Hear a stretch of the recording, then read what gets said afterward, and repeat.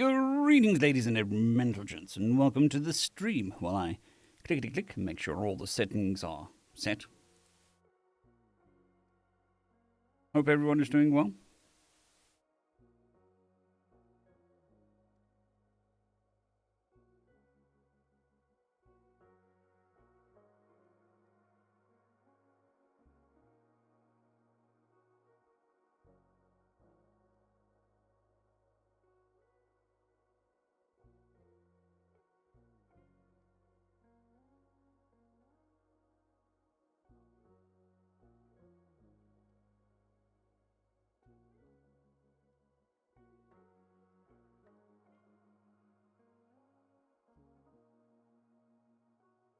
Good morning, Bendy Devil. Hope you're doing well. As well as can be.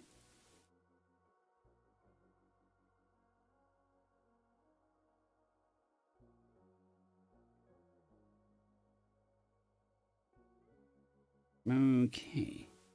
I think that is everything. For now. For now, I say.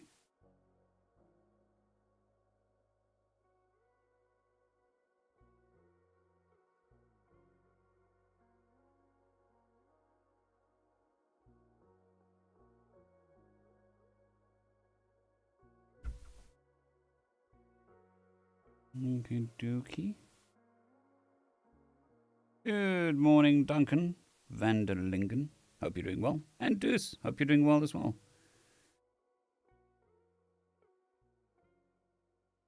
I'm doing as well as can be. Didn't sleep particularly well. Voice is a little bit bleh. As you can hear.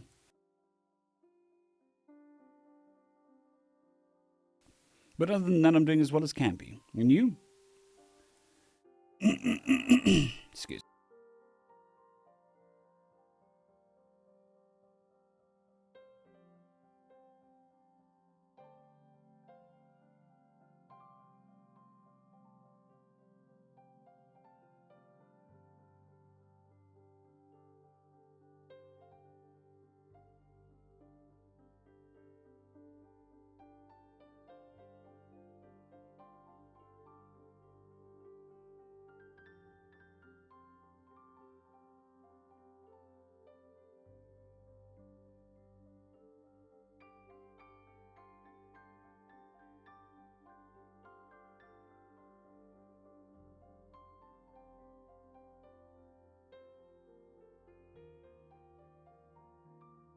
My pleasure, Deuce. My pleasure.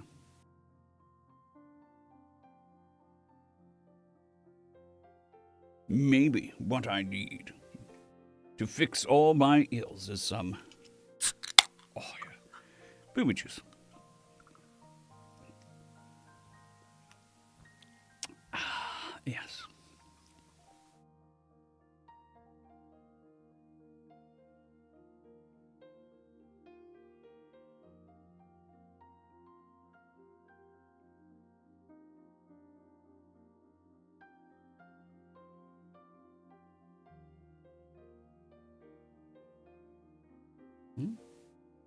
Eh.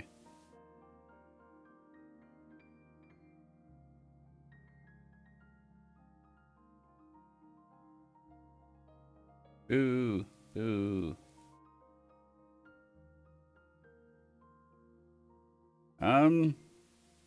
As far as I know, he's only recently started writing again. He's been on hiatus for 6 months or a year. So, when it gets to the point where there's enough chapters, I'll do it again.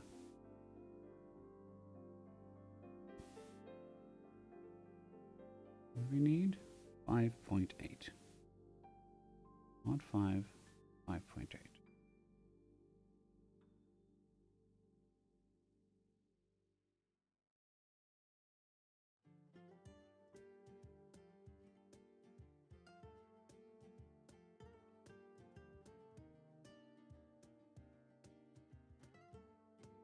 Good morning, Anthony. Hope you're doing well. Is that right? 8, 9, 10. This author is sneaky. He has extra links at the bottom of stories or chapters. Sneaky, sneaky. Which I suppose, fair enough.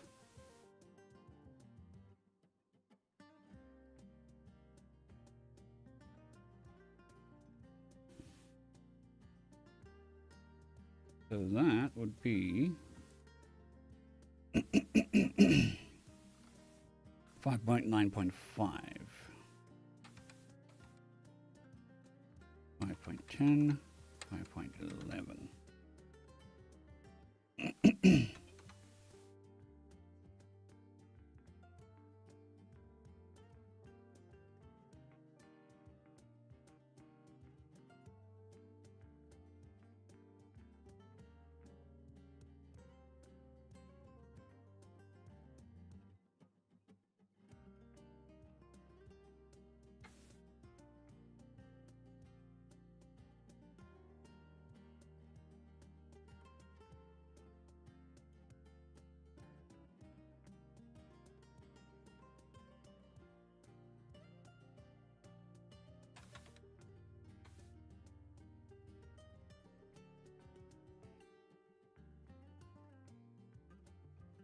Yeah, not entirely sure. I think he was a high school student when he first started, so he might have just gone to college or something.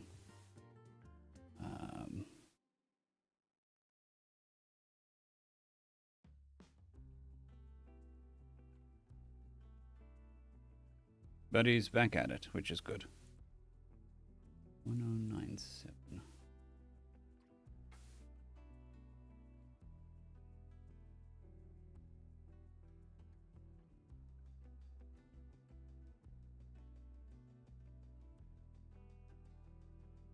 One, 2, 5, 6. Good morning, Shadow Aura. Hope you're doing well. Unfortunately, it's the nature of the beast with web novels. It really becomes a time versus money thing. You get to a point where it's a hobby, and people demand you treat it like a job. And you can only live with that for so long. But hey, if you're getting money for it, it's fine. Because then it is a job.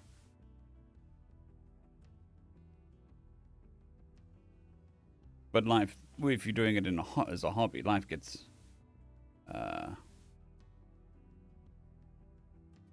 in the way of life. Greetings, Lord Vulpix. Hope you're doing well.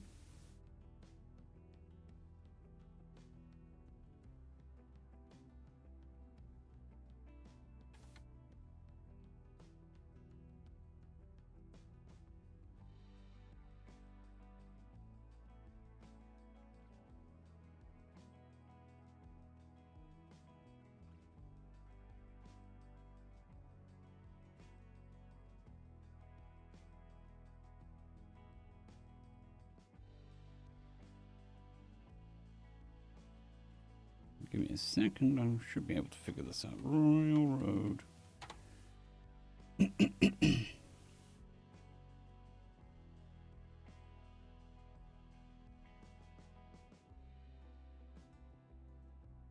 Oh, much appreciated, Shadow. Much appreciated. Every little bit of linking helps. Even if you just link videos, it creates more, what do I call it? SEO, search engine optimization. So the more links point towards streams and videos, the better.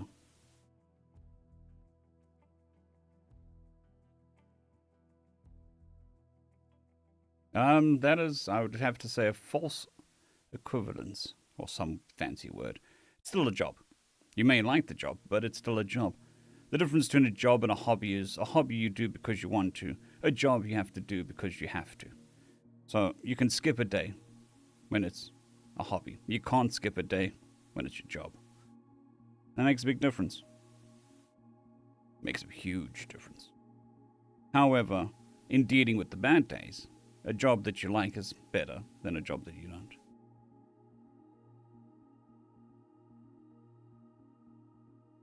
Good morning, Jeff Jack, and as live as I can be. Okay.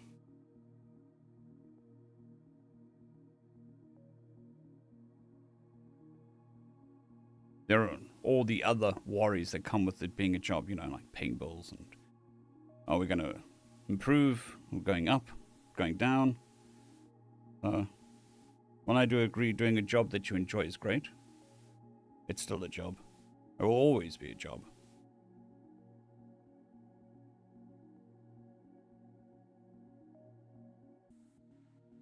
Okay. So, there was 5 months of hiatus. And we're only 6 chapters behind the current chapters on Survivor Becomes Dungeon. And just saying this as a completely different thing. If you only ever do jobs that you like, you never learn new things that you could like. For instance, this. If I only ever did things that I liked, I would never have started this YouTube channel. It was interesting, sure. I was desperate, and I was trying anything. And it turned out that I did like it. But if I put it to the side because I'd never tried it and didn't specifically like it, I would never have done it.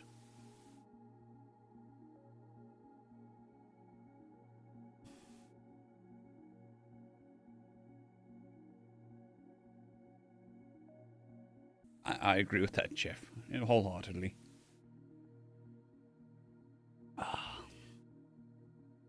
But look, I have also walked away from lucrative jobs that paid very well, where I basically wanted to hit the escape button early in life, because they just drove me to complete misery. I get both sides of it. I do.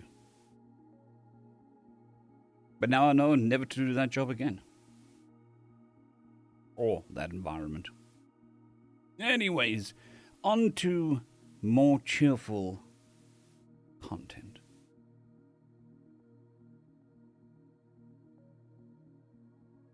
And there's quite a few people that prefer to work the overnights.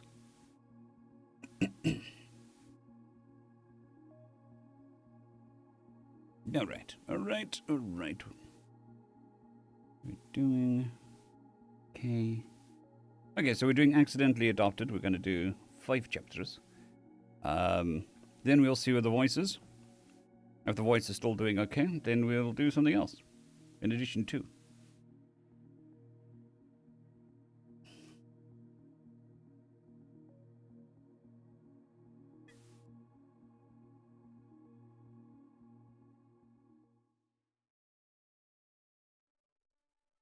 Thank you for the kind words, Deuce.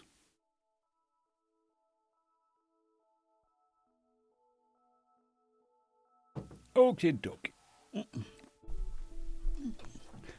And then, even within a job, there are parts of a job that you like and parts of a job you don't like.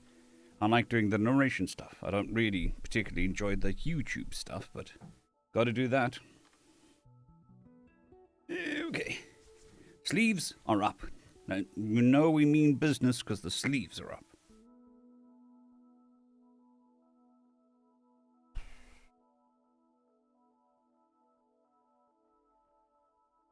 Well, I'm a lifelong insomniac, so yeah, I can understand that.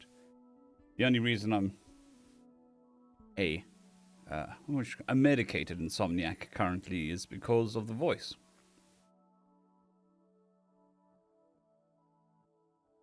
Sleep equals better voice.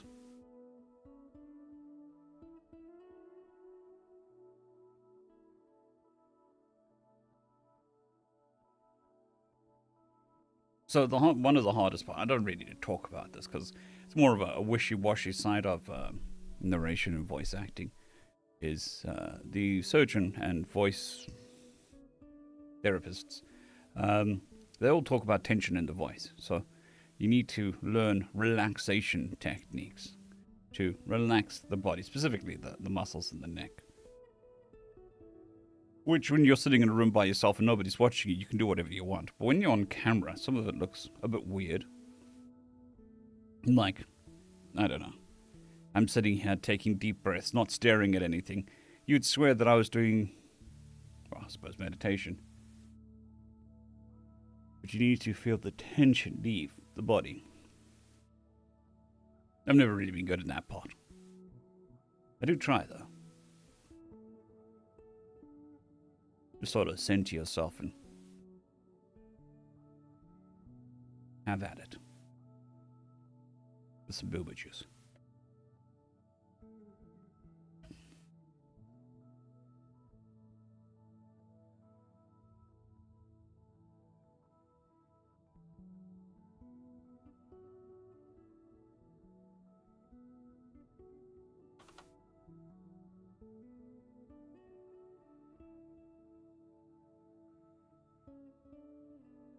Alrighty, heading into the story. Greetings, ladies and metal gents, and welcome to this latest narration of the web series Accidentally Adopted. If you're new to the series, there is a playlist listed down below in the description, and as always, I hope that you enjoy. Just a quick note, on the main channel, I stream every day at 9 AM GMT plus 1. If you're interested in such a thing, I would love to see you there. Anyways, on to the chapter. See, I could talk really quickly. See, that was a problem when I started, just as a side note. Anybody who's listened to Forgotten Dungeon will see my natural pace of talking 5 years ago. Well, natural pace plus some. I used to speak very fast. Just a quick note, on the main channel, I stream every day at 9 AM. I'll still speak a bit faster than when I'm on stream. And a crap load faster. Because the speed at which you can talk to somebody is much higher than when they're listening to a story, because they're focusing on it. So if you talk too quickly, it ruins the story. So you need to speak slower than you would speak to a person when you're telling fiction or reading a book.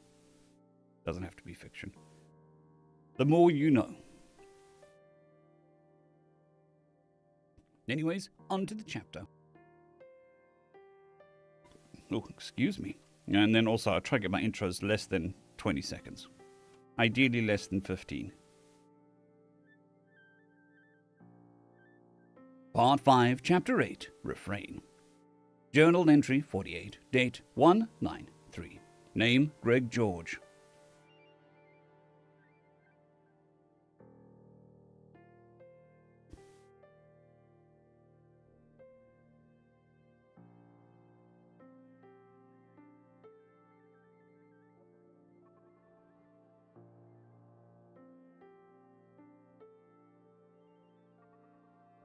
Good morning, Paladin Star. Hope you're doing well.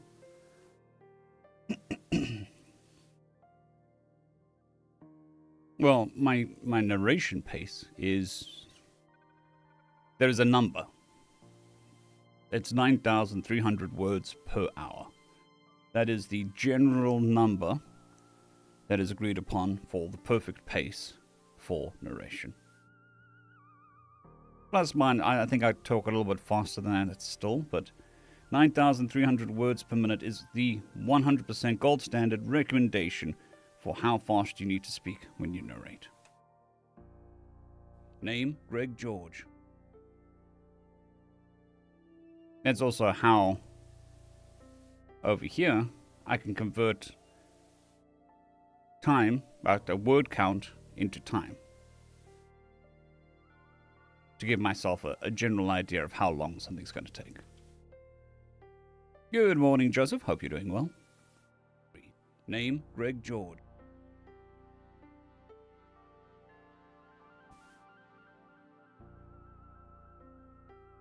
So I had this confusing dream that was just a jumble of clickety-clack spider centaur cultists and googly-eyed Fex coming and taking the wee thing away from me. Unsettling. The enemy ship was fucking weird. In the first place, apparently the spider centaur people can swim.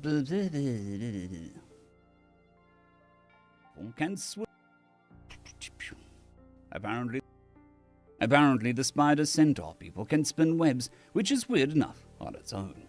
Even worse was the fact that apparently the spider centaur people have a similar digestion method to spiders. So we found what was left of the dead in the sacks of acid.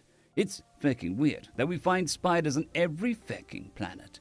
But these huge clickety-clackers are just goddamned creepy. Look, I get that the cultists are weirdos, and not a good representation of their entire race and crap, but still, fecking scuttling. Anyway, we did a final sweep of the ship to make sure that we didn't miss any survivors, downloaded the database, and scuttled the thing. I was originally planning on turning it over to the Bleevises, but it's better to fecking burn that thing. After seeing the inside of that ship with my eyes, I was feeling kill it with fire feelings. Not much use of not much of use to us on the data front, but apparently these cultists have been pulling ships out of hyperspace and demanding tributes of livestock until very recently. A certain googly-eyed feck convinced these wackos that their goddess wanted Bleevises to die in particular and was no longer satisfied with the animals they'd been torturing to death. Bob said that's why whenever they find a cult like this, they generally arrest the leader and send the followers back to the governments for treatment. Bob's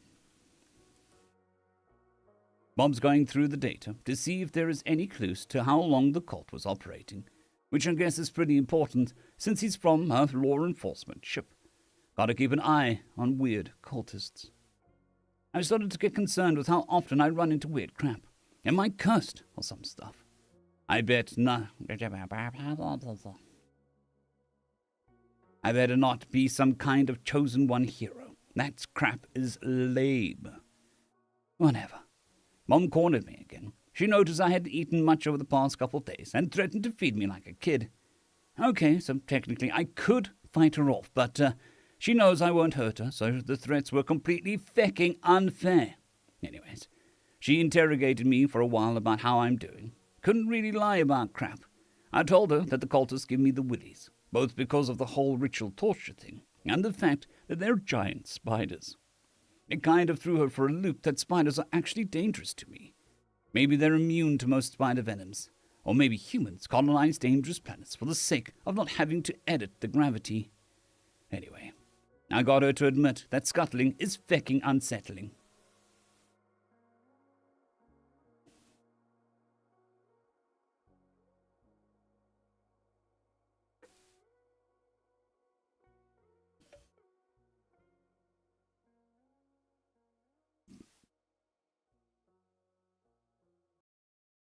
She tried to get me to rat out who taught me profanity, but I held strong. Besides, I picked up some of it from the SWAT dudes, and I don't really remember most of them so well yet. I'm trying not to worry anybody, but I have a lot of work to do. Well, I let the kids have a day to themselves while I checked up on the rescues. Most of the kids wanted to come along, but I had to put my foot down on that. Flooding recent traumatized kids with a bunch of visitors is a great way to overwhelm them. So I only took Sarge and Lucy. I told Linus it was his job to make sure his friends had all the fun while I was gone. So that solved that problem. Plush toys. Plush me toys galore. Plus shoulder rides, feats of strength, and several city dances later. I was pretty sure the kids were going to be okay. Compared to, suicidal. Crap's going to leave some fecking scars, though. I mentioned to one of the surviving moms that we sing. I mentioned to one of the surviving moms that the we sing isn't really equipped to deal with their needs, both physically and, psych-wise. It's not like the SWAT dudes are complaining about moving into an empty cargo bay, but we're past capacity. She told me that they'd be looking for a hospital ship, which work a lot like our volunteer ships, except that they're also the long-term healthcare system for the Star Sailors in general. They really can't stand being stuck in one place. Well, it might not be our problem for much longer, since Pop sent out a general call for aid and got a ping back from the Star Sailor ship of some kind. Hopefully, they have room.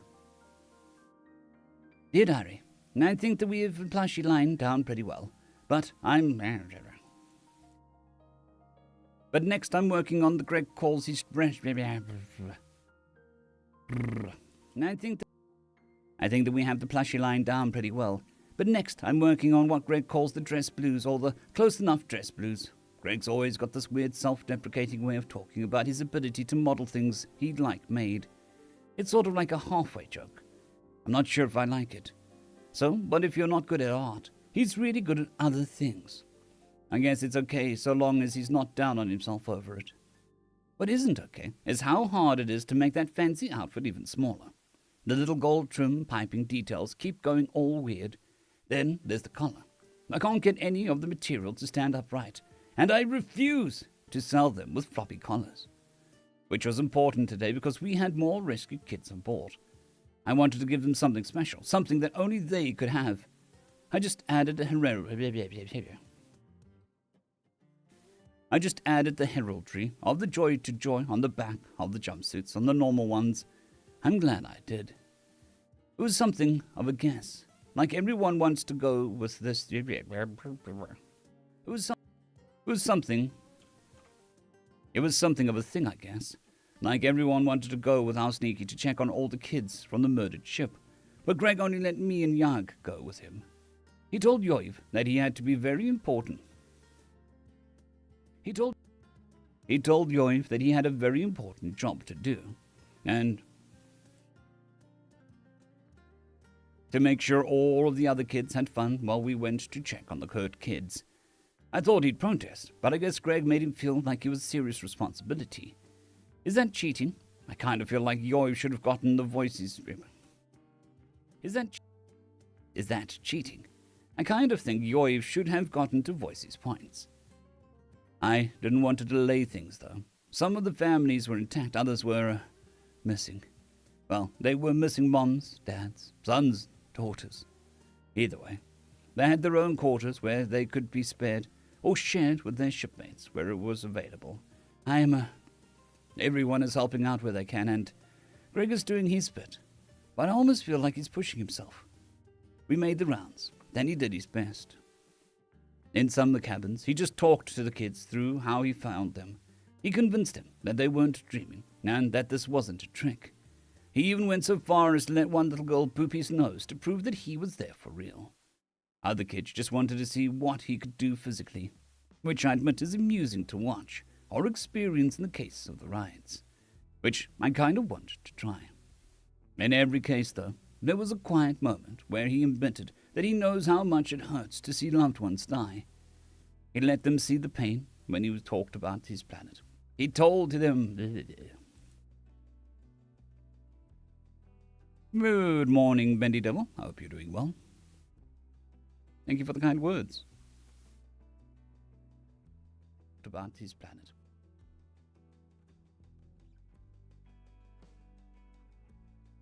He told them that he still has nightmares all this time later. Then he smiles and says it's okay because he can still make friends. After that, I went and hugged every last shipmate.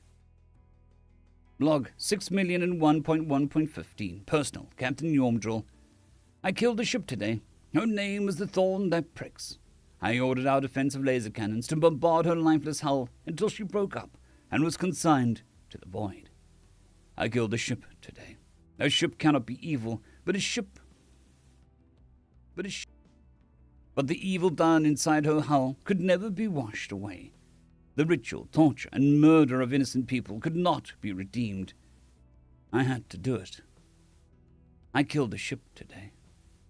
The wives and mothers are out in force, keeping us men away from the tea. The wives and mothers are out in force, keeping us men away from the tea, keeping our bellies from gnawing at our hearts, making sure that none of us are left alone with our dark thoughts for too long. Gregory felt the full force of my wonderful wife for perhaps the first time since she made him sit still for a bath with pure matronly will. I hear she threatened to spoon-feed him, which I admit conjures a very funny image of him in his full battle armor in a high chair being fed against his will. I intend on sharing the thought with him later, as I'm confident it'll make him laugh. In any case, I'm more than a little glad another operation went well. I sent out a call for aid, and a patrol boat gave me a ping back. I've ordered that we set an intercept course since their location was on the way to our destination. It seems that they have enough room for our guests, and they're interested in the data we downloaded from the Thorn That Pricks. It's likely they were in pursuit of the cult already, but had failed to catch them before they turned murderers. Anybody who actively venerates anything they call a great old one has got to be insane in the first place. Who in the void actually wants the favor of a horrible bug lady who lives in a lake of poison? Madness. I killed. Good morning, Philip. I'm not even going to try pronounce that surname or second name. Nope. I refuse. We'll call you Kazi. Kazimierowicz. Kazimierowicz? Kazimierowicz. Kazimierowicz. Something like that. Anyway, welcome. Hope you're having a great day. Greetings and salutations. Madness. I, killed a ship today. Dear Loggery, today Sneaky gave me a job to do by myself. I had to make sure the other kids had fun while he was checking on the hurt kids. I did my best, but I was worried. I do not like the pain lady. She sounds mean. End of chapter.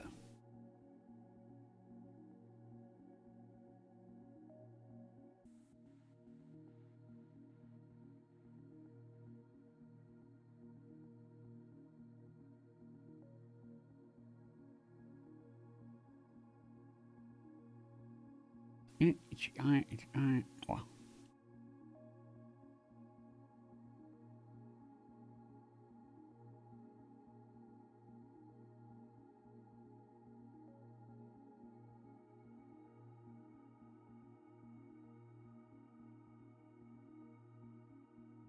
That's interesting. So in Afrikaans, or I suppose a lot of the languages on that side, that would be Vanda Casimir. So Vanda, which is child of, son of. Not son of, it's like basically the same thing. Descendant of.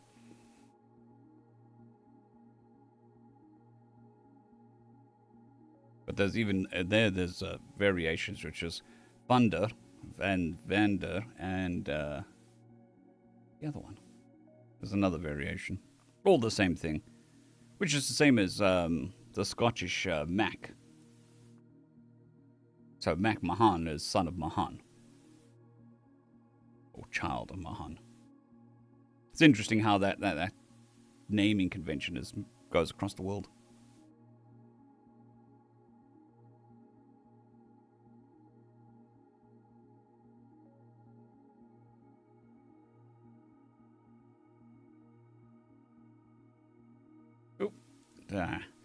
Did I updo that?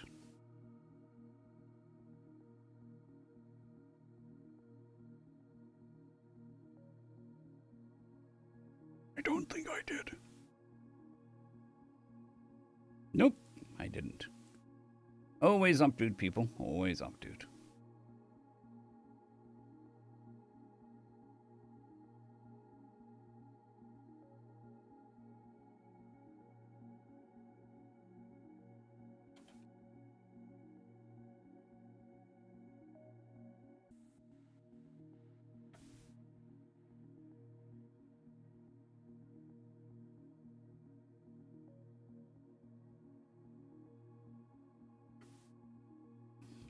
Trust me, my surname is also mispronounced very often. Sometimes quite comically.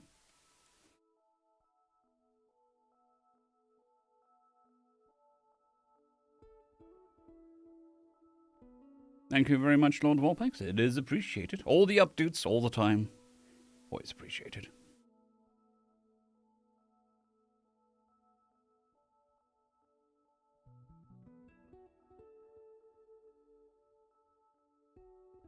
Tension releases from the shoulders, down the hands, and into the universe, where it fucks off and leaves you alone. I would make a horrible guided meditation person.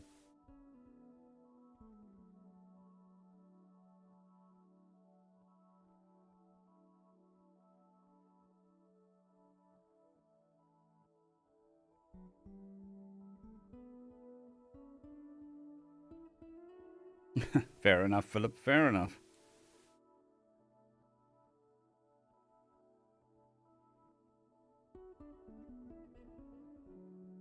This track reminds me very much of Dire Straits.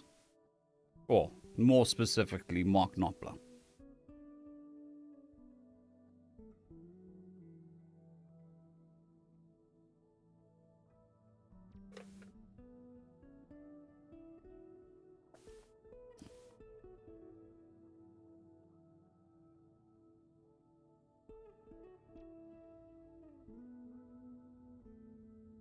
Problem is, it's very... which I suppose adds to the relaxation. Just in the wrong way.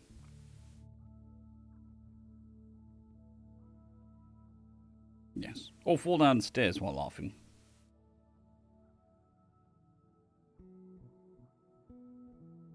It's all fun and games until gravity claims its prize.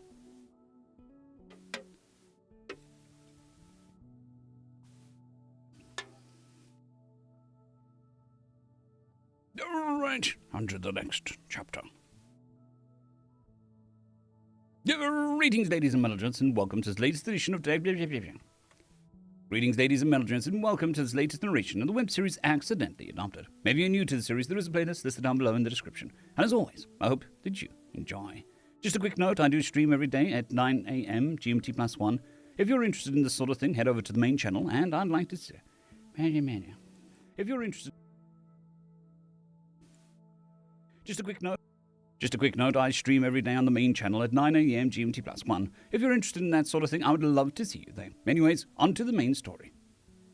Not the main story, just the story. Anyways, on to the story. Part 5, Chapter 9. Ship to Ship. Log 6,001.1.16.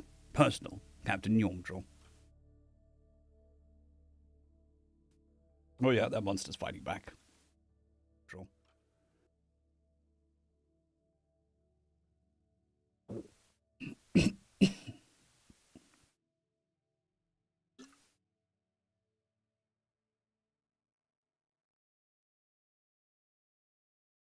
Our medtechs were more than glad to hand over the injured children to the Reeve-class ship. They had full surgery aboard and were therefore much better equipped to treat their severe injuries. The Sire Reeve was more than happy to get the data from us. I wanted to know why they were able to take one of our ships, and she bitingly explained. I wanted to know why they were able to take one of our ships, and she bitterly explained that they had lost their trail a few weeks ago and were playing catch-up ever since. I then realized that she blamed herself for the murder of the Let Us Sail. From the Joy to Joy... I then realized that she blamed herself for the murder of the Let Us Sail from Joy to Joy. So, I had to say something. I told her that I killed the ship, the murderer's tainted. She seemed to shake herself and said, "It had to be done, and you were there to do it. I'm sorry. I only regret that the cultists didn't ambush us instead. With our guest aboard, I doubt they would have had found our sacrifices for their idol. I doubt they would have found sacrifices for their idol. Stars knows that your master-at-arms would have something to say about it," she said with a knowing smile. "That he would, and me too. Then again, he'd likely have ordered me to defend the bridge. This is what mine would..."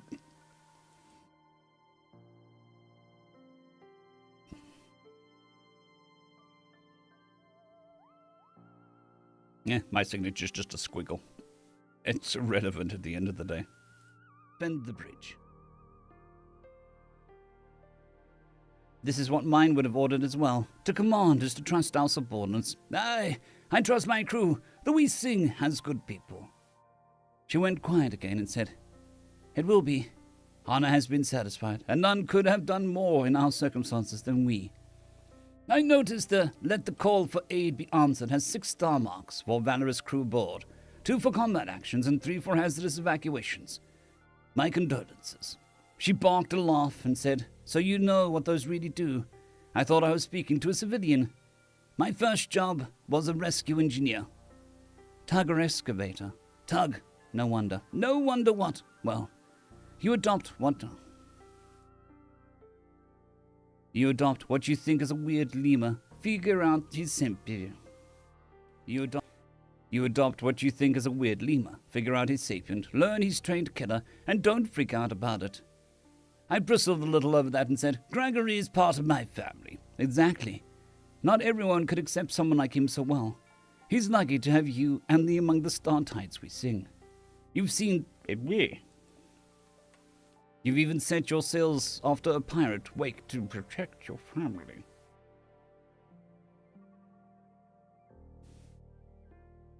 You've even set sails after a pirate wake to protect the family you haven't met. You have even set sails after a pirate wake. You've even set sails. You've even set your sails after a pirate wake to protect a family you haven't even met, if rumor is accurate. We voted, of course. Her charter wasn't a pirate hunter or even a risky trader. That only makes your ship more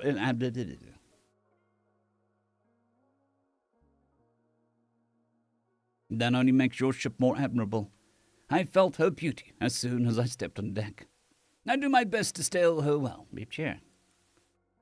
I do my best to sail her well.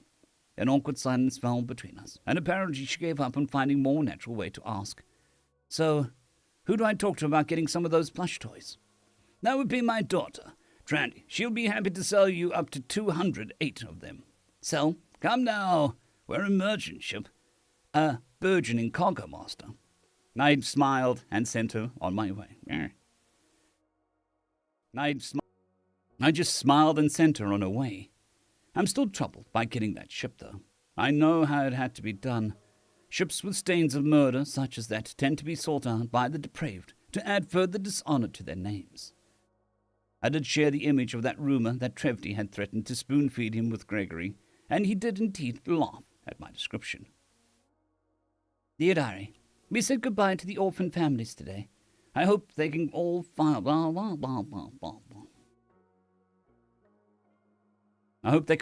a new ship together someday. With pirates, it's usually not as bad as that. If you can put up a decent enough fight, they usually cut their losses and run away. But I guess these cold people, they were bonkers. Completely bent on the rudder. From what I heard, that was a good on the rudder. In the rudder, from what I heard, that was good for the landers since they weren't very good at fighting fully equipped and armored opponents. I got Greg to just hang out with us, Biggs, for a little bit. He told us that he is very proud of how we handled ourselves during the operation, which felt pretty good. Also, our vacation from training would be over tomorrow, but that's okay, because I still don't feel prepared to do my part if we get in a real fight. Well, it was enough to rejuvenate him anyway, and I got him to admit that he'd like a movie night. Unfortunately, he's letting Yag pick something out, since he wanted to come over and he didn't want another sappy love story where they just Since he wanted to come over, and he didn't want another sappy love story where they just don't kiss for 2 hours. Beyond the Tides is a good movie, boys. Disregarding boys and how wrong they are about movies, I made my first sale today. The Sire Reeve tried to get me to give her my entire stock for free, as if I can just donate my first run to help the children in distress.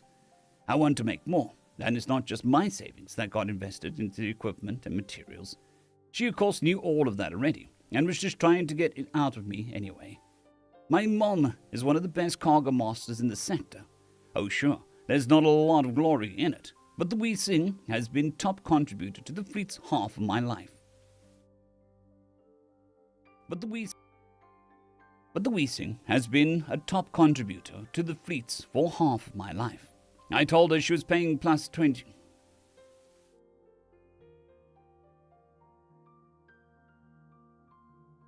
Oh, I hate those things. They're doing the same thing as the TV ads eventually started doing, where they're playing like 10 decibels above whatever else is playing. So they're like screaming after you as you go to the toilet. Like, I wish they would just normalize the sound.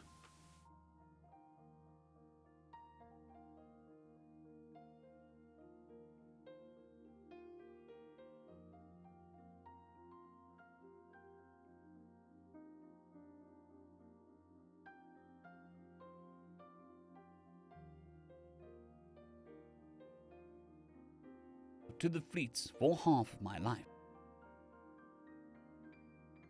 I told her she was paying cost plus 20%. I made it clear that she was getting a discount. I can't believe she thought she could pull my sales away like that. Like, I'm not some planeteer. Planeter. I'm not some planeter. Journal entry 48. Date 193. Name Greg George.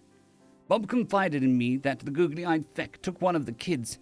There's a lot of fecking leeway in taking him alive, if possible. We double-checked the security footage against the manifest that was on the escape pod. It was the boy's sister. Her name was Her name was Brexvi. Her name is Brexvi. She's only 10 years old. There's a lot of fecking leeway. End of chapter.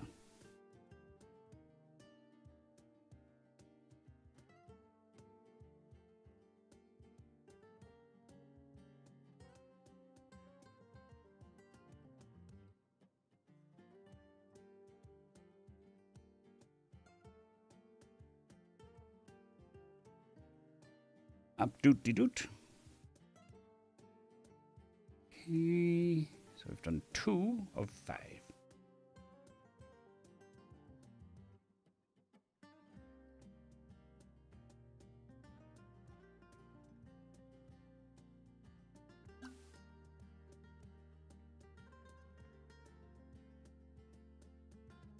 Sounds fun, Jeff. Well, as fun as can be, I suppose.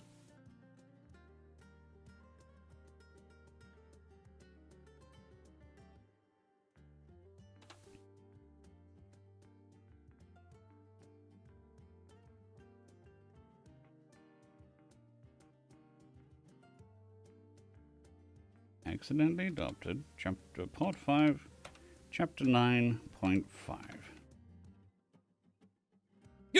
Greetings, ladies and melogents, and welcome to this latest edition of... Greetings,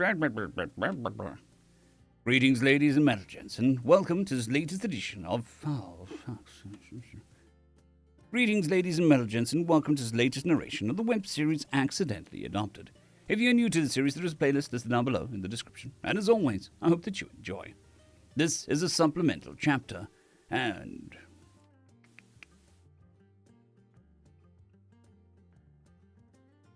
Also, I stream every day on the main channel at 9 AM GMT+1. If you are interested in such things, I'd like to see you there. Would love to see you there. If you're interested in such things, I'd If you're interested in such things, I'd be honored to see you there. Anyways, on to the chapter. GMT+1. T+1. If you're interested in such things, I'd be honored to see you there. Anyways, on to the chapter.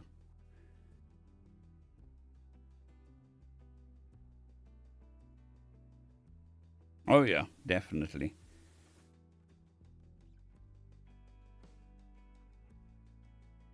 I'm pretty open to most games. At the moment, been playing a lot of Magic: The Gathering. But, you know, Project Zomboid, Factorio. Didn't really get too much time to play games, so.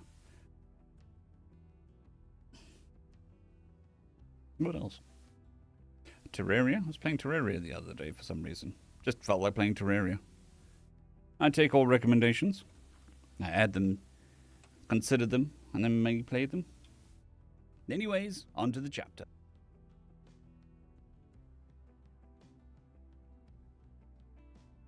But there are some, like, I need to be able to pause the game. If I can't pause the game, I'm probably not going to play the game. Just straight up.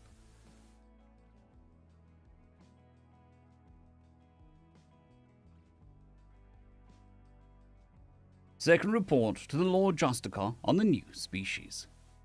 Uncle, I must report to you that once again I was in combat. I still will not transfer away, so perhaps you need to recommend some of your lieutenants for major soon. The combat was, well, it was different. Usually, we can expect a surrender at some point. It was a massacre.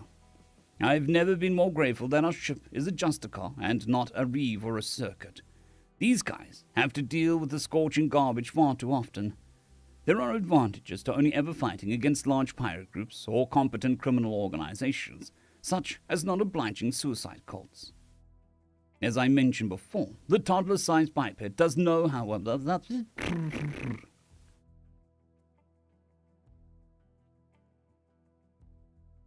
No problems, Foobits. No problem at all. Look after you and yours before you worry about me and mine. If you do want to help out, watch videos. That helps. Recommend the channel. That helps. It's free. You can do that stuff if you so choose. But I do understand.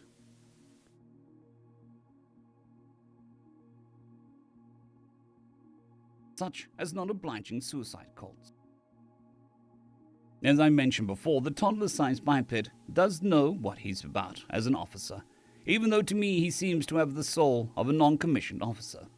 There was a sense of wanting to do it myself over the TACnet. The interior of the Turantai ship was covered in webbing, which you might scoff at, as they tend to only spin a small web in their living quarters, but not so. Additionally, there were carcasses of animals encased in sacks of webbing throughout the corridors, and some with the remains of well, let's just say they had definite ideas on what to do with their sacrifices once they were dead. It was more or less routine. We waited for the defenders to cut down the initial boarding force and moved through the docking tube to their airlock and tossed flashes before making entry. Unsurprisingly, the cultists did have armor, but Greg, or Sneaky as he's more often called, insisted that we go with both plasma and kinetic loadouts. I am unsure if this is a personal preference for redundancy, or a more general racial paranoia of the odd tailless scaly or a more preference for redundancy.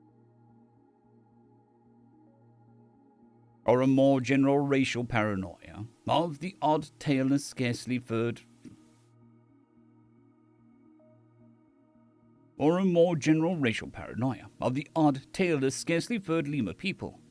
I suspect the latter because he said something about being better safe than sorry, which had the cadence of an old saying, even if it had been translated in the mind first. The other interesting thing is that I did not have to explain how to set up a tactical network, only the actual use of our user interface, and only then at points where I can see some ambiguity. Only the actual use of our user interface, and only then at the points where I can see some ambiguity for a new user. He effortlessly set up an officers channel for himself, a command channel for the three of us, and directed us to set up our squads with team channels for the junior non-commissioned officers. Importantly, he gave himself permission to break into any of the channels below his watch. He gave himself permission to break into any of the channels below his, which we used to inform team leaders of details like extra enemy hiding in a room, what looked like a possible explosive device, and signs of life in a victims in need of medical attention.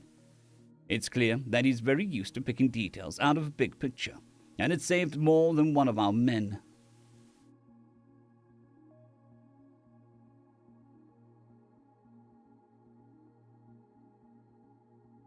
I'll look into it. I have played it a little bit, not too much.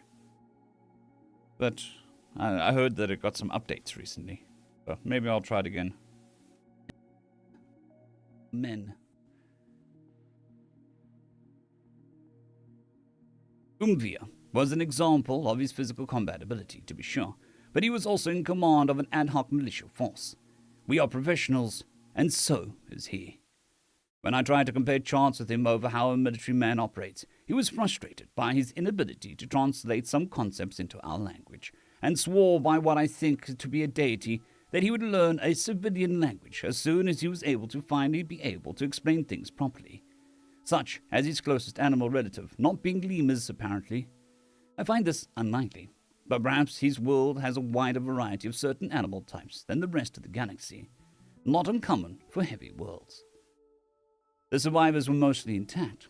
It seems that the cultists were working through them one at a time, so the longer it took to ritualistic torture someone to death, the longer it would take to get to the next victim. The stomach-turning thing is that they worked through a family... That they...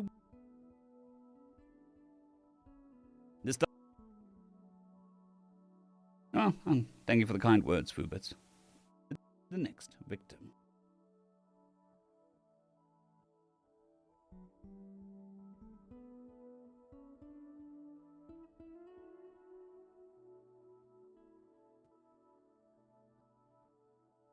Good morning, Hawkfalls. I'm doing well. And yourself? The stomach-churning thing is that they...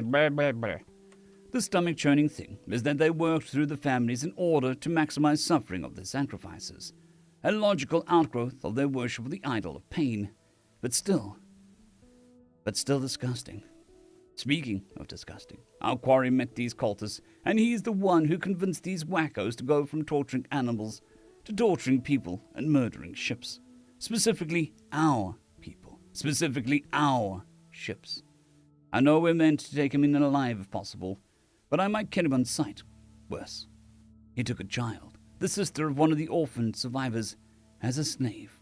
I told Sneaky about it, and he became so angry that the pale pink skin on his face flushed so darkly that it was almost purple.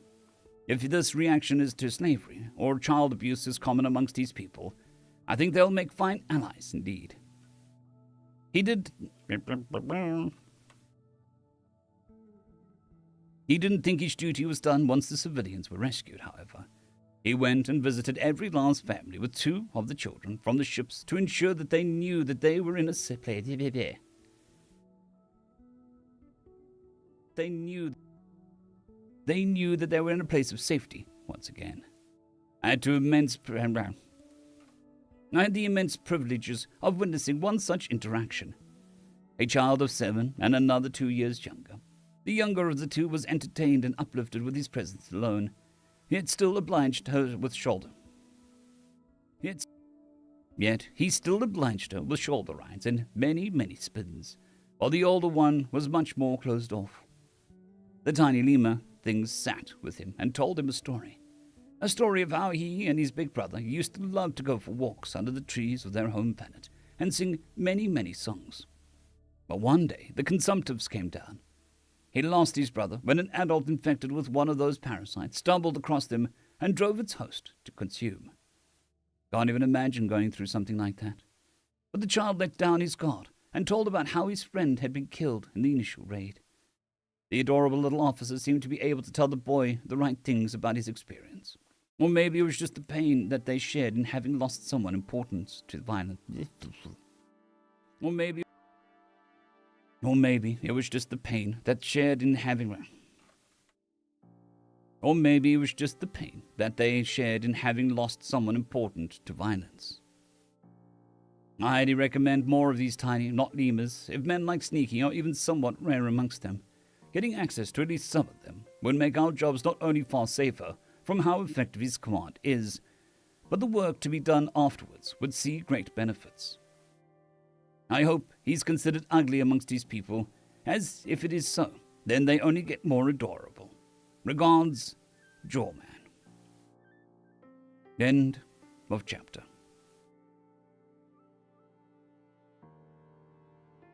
Up dooty doot.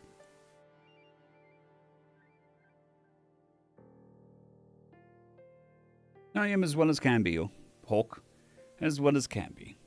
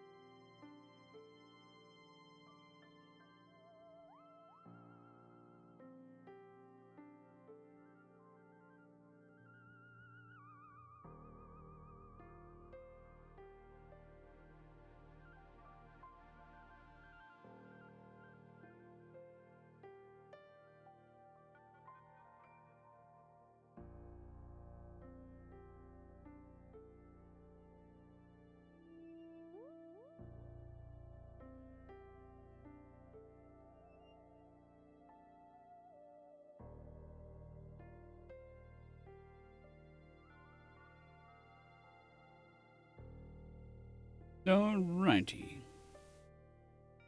Staring off into the distance. No, just checking my other monitor. We had a rush of new people. Hello, welcome. My name is Agro Squirrel. I like to read stories for everybody. That voice is more likely to chase people away than welcome them, I think. Hello! Greetings and salutations.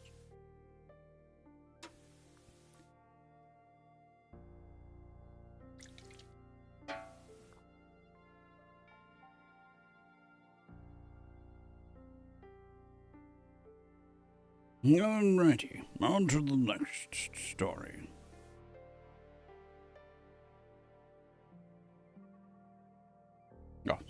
Next chapter. Greetings, ladies and gents, and welcome to this latest narration of the web series Accidentally Adopted. If you're new to the series, there is a playlist listed down below in the description. And as always, I hope that you enjoy. Just a quick note, I stream every day. Just a quick note, I stream 6 days a week on the main channel at GMT+1. Oh, as always, I hope that you enjoy. Just a quick side note, I stream every day. Nope. Just a quick side note, I stream 6 days a week over on the main channel. Just a quick note, I stream 6 days a week over on the main channel at 9 a.m. GMT+1. If this sounds interesting to you, I would love to see you there. Anyways, on to the story. Part 5, Chapter 10, Port. Dear Diary, movie night was a success, and Yeg picked out something tolerable. And The Stars Call Again is pretty good, and has the advantage of not being played over and over because Daddy loves it way too much. It seemed like Greg had to restrain himself from commenting on the action scenes, but now that I know a little more, I'm pretty sure he's annoyed at inaccurate depictions of how guns work, and after being trained for the dart wars, the bad guys are stupid in their tactics. They're supposed to be a pirate fleet, not a bunch of inexperienced gangers. Oh well, the character work is still good, and there were no complaints there. Journal entry 49, date 194, name Greg George. Had a dream where I was a general. Crap was fecked. It's not like anything fecky happened in the dream. It was just the fact that I was a fecking general. Feck that crap. Anyways, things are going back to normal for the kids. We're running various scenarios for defense and attack, since according to the representative from the spaceport city, the colony is still working on a station. They want to do something a bit more fair, namely giving both teams a chance to attack, defend, or achieve an objective. I suggested the concept of catch with the flag, but the rep wants it to run by blah, blah, blah, blah, blah, blah. But the rep wants to run it by the other parents first. Apparently, they're running a tournament to try and ensure they don't humiliate themselves like the stationer kids have. On the adult front, they're finally acceptable. Not just my defense squad. Everyone is up to standard. Hell yeah. Excuse me. That monster is fighting back. Yarg! My pigs are ready to start firing on the moving targets, and still want to get them armor, even though they'll outgrow it. It's whatever. Mine's pretty ad hoc and MacGyvered.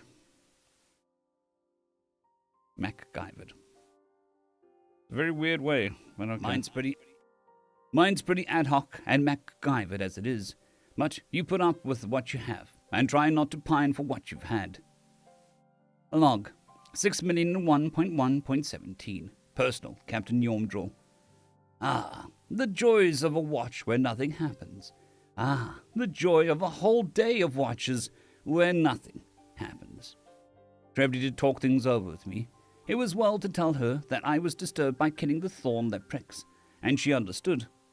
You and I shall carry her name in our hearts, and lament for what she could have been, what she could have done. Shall be part of the wee song. Shall be part of the song we sing. When I drew out the charter for the Among the Stars Tides we sing, my sorrow is a place of safety, a place of joy. I never expected to bring her safety, her joy, to those in peril. I'd hoped that her weapons would be mainly used to I'd hoped that her weapons would be mainly used on the odd rogue scrap heaps of asteroid, but to actually kill, even where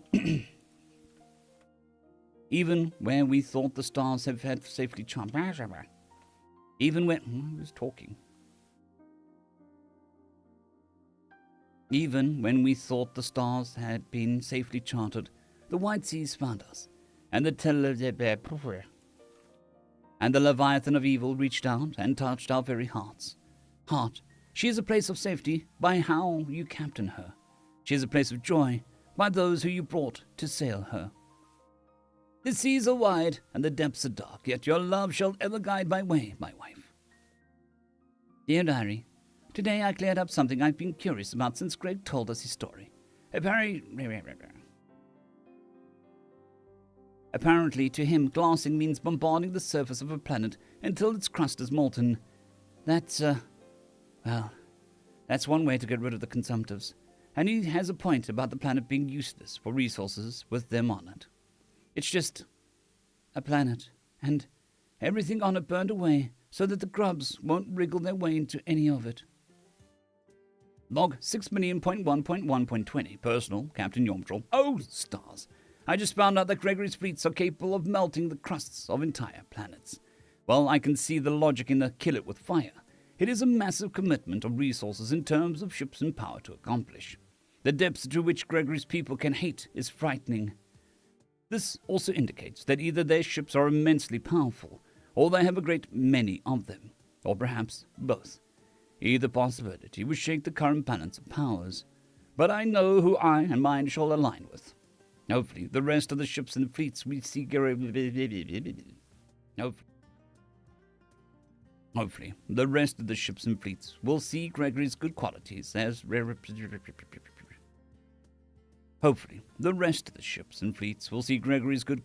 as representative, and not be daunted by the sheer power of a new empire. Journal entry 52, date 197, name Greg George. I had to explain that glassing does not mean demolishing settlements from orbit. Maybe they thought I was being hyperbolic. The fucking grubs have to be fucking exterminated, and from what my new family tells me, the job isn't done as we thought. Journal entry 61, date 1/11/2, name Greg George. Well, now it's down to scheduling a match between us and the winner's planet side, which is a little up in the air due to the spaceport needing to clear out a parking spot for us. And of course, the long-ass time it'll take us to sit down. On the upside, On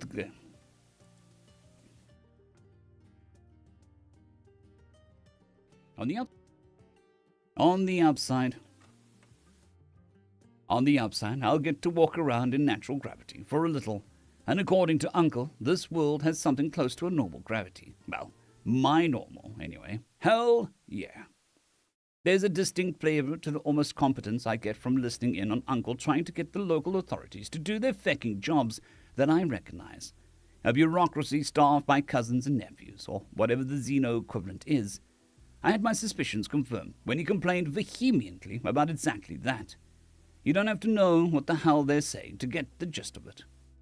Anyway, I just asked if anyone could find out if there was a place capable of implanting a translator for me. As much as I like my dudes, I don't want to tie anyone up to be my translator who could be doing something otherwise useful. Mostly, I'm looking forward to the Dart War. If these colonists can put up even a halfway decent fight for my kids, it'll give their egos a needed deflation. It's not like I want them to take a loss, though. That'd be lame.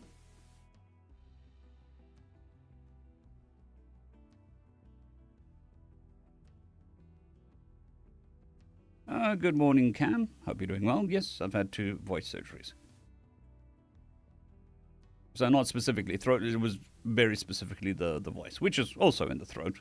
So it wasn't like I had another esophageal problem. Big words. As the doctors said, I've got those too. The first surgery was in preparation for the second surgery. And the second surgery, they cut my throat open. I don't even know if you can see the scar anymore. And that was February last year, I think.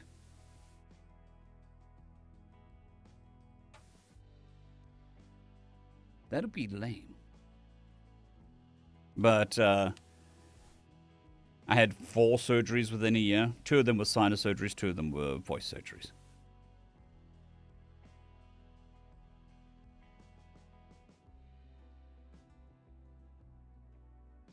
Well, the problem isn't necessarily that it gives me a greater range. It was to correct partial vocal cord paralysis. So even doing what I did, I suffered from pain every day. So this side of my voice, with the muscles on this side, were overcompensating. So I had permanent muscle strain on the right side of my vocal bullshit. So the surgery was also to even out left and right, and then also it happened to also give me a bit more range.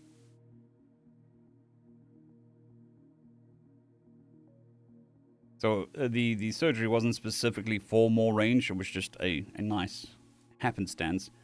But it does mean that I'm not in pain every day. And it does also mean that it's somewhat more consistent, well, compared to what it was. If that makes any sense.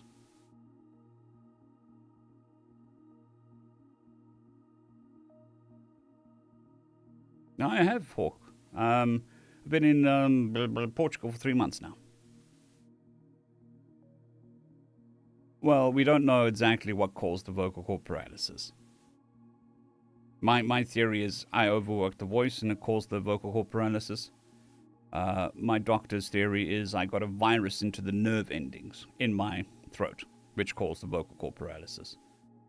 Or maybe it's a combination of both, we don't know. There's no way to tell.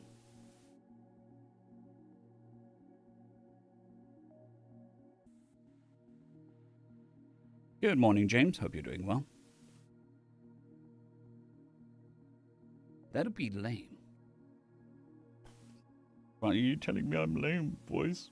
There's a voice in my head. Oh, it's my voice.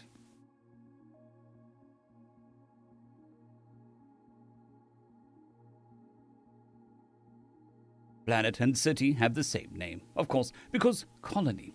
Hopefully it doesn't translate to something like creative or hope or second chance or the ever-favorite new home. Probably better off not knowing what no translates to. It sounds cool translated. Yes, I am. And it's just, when you arrive here, it's like moving home, but just like a million times worse. So it's like, you arrive, you don't have anything. You don't have pots and pans, you don't have cutlery, you don't have any stuff. So it's the stress of like building a home, where you had a home, now you've given up the home, now you need to build another home. It's just pain in the ass. Thank you, Fubert. I'm glad to be out. But we're getting there. Every month, the first month, 2 months was like, okay, we reach for a thing that we need, that we always had, and it's just not there, so we have to go to the shop and buy a whisk or a knife or, those things. And that gets tiring very quickly. No, James, I didn't. Well, occasionally, yes, but not enough that it was would have hurt my voice that much.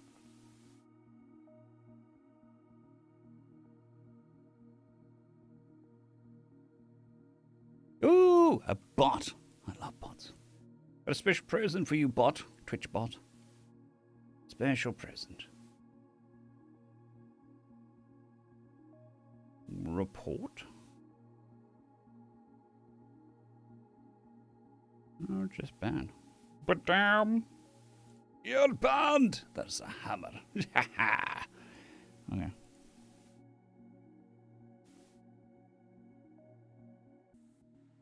It sounds cool translated. So I really don't know when the problem started. Could have been... My wife reckons it started once I did the channel. I reckon it also happened around then. But I didn't really have a wide range of voice, specifically.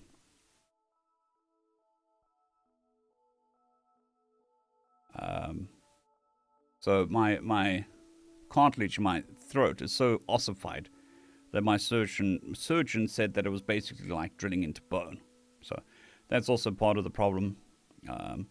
My Adam's apple doesn't move up and down as much as it should, but there's nothing they can do about it.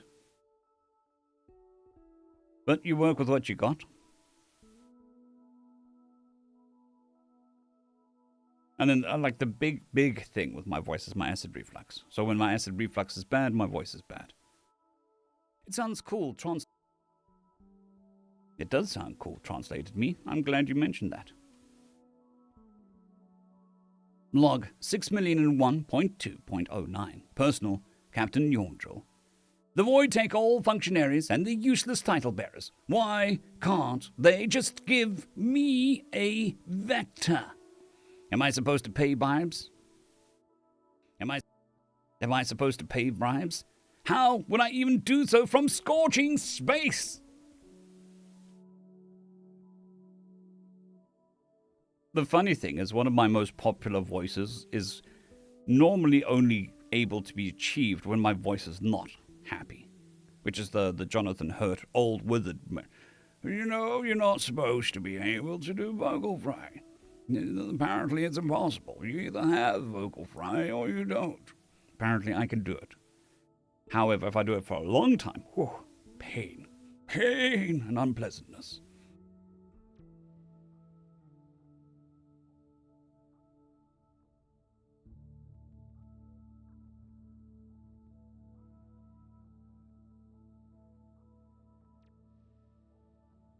Okay.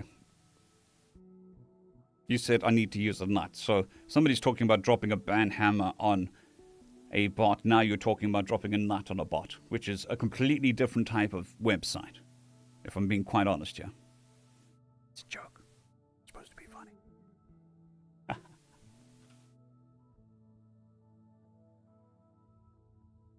Dear Diary, so it looks like we're going to have the 3 rounds, 1 attacking, 1 defending, and 1 neutral. And in all cases, the point is around either capturing or defending a heavy ball. We're allowed to use grab belts, since without them, we'd just risk injury.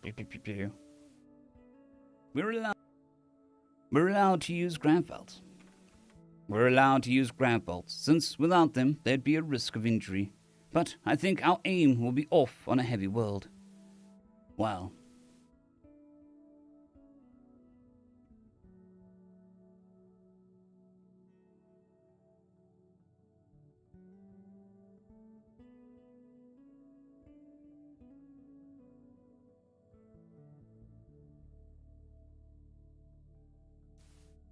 I'm not sure what you mean, Aman Kira. Oh, no. Oh, the vocal fry. So vocal fry is, I don't know how to. That's kind of vocal fry. So when you're talking, you got this little at the end of the words, which is vocal fry, which is kind of like a lazy muscle just spasming a little bit, something like that.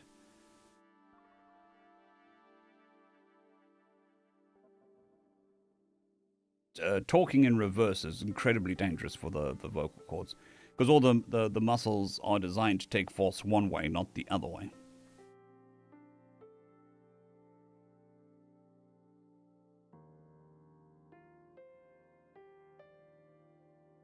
Cam, there is a whole thing about Starbound. He's been banned,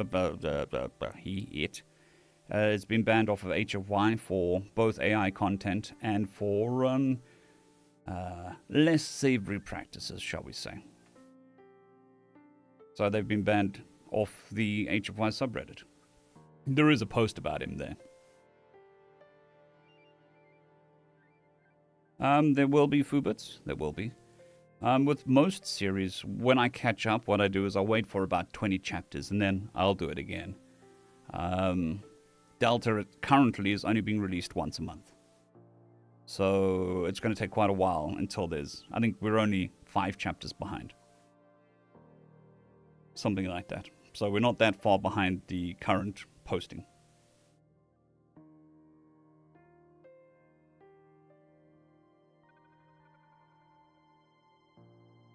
Yeah. The with musicians, especially sort of the growly type of musicians, the most common thing is a vocal cord hemorrhaging and then polyps. So it's where you go so hard that you rip the vocal cords, which then causes polyps and scarring and all sorts of fun stuff.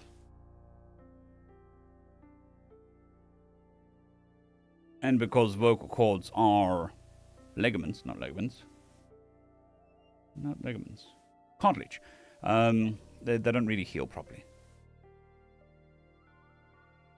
Oh yeah, no. So I mean, a lot of the growly voices, they're going to destroy the voice if they don't do the right technique. There are techniques for it.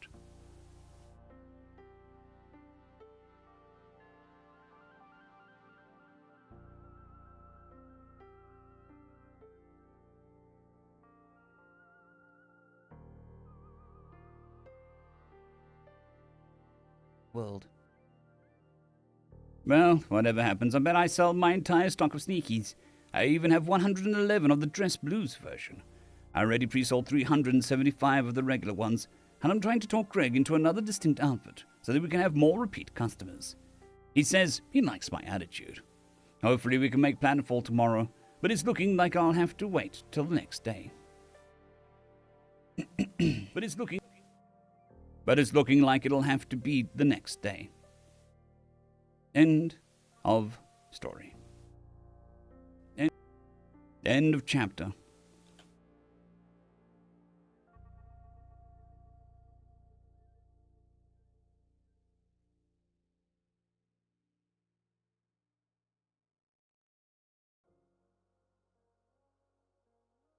Well, so my acid reflux was so bad, and because it was untreated, I didn't care. It was just uncomfortable. That the acid was eating away my teeth, and the acid was eating away my vocal cords.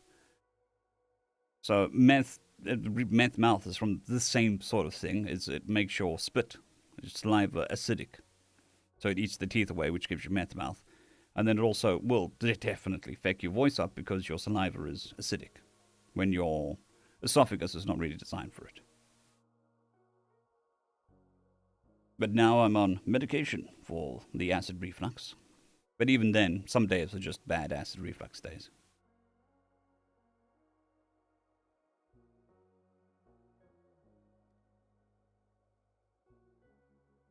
I think he did hire some narrators. I'm not sure. There's a whole thing with Starbound. I don't know. Don't know.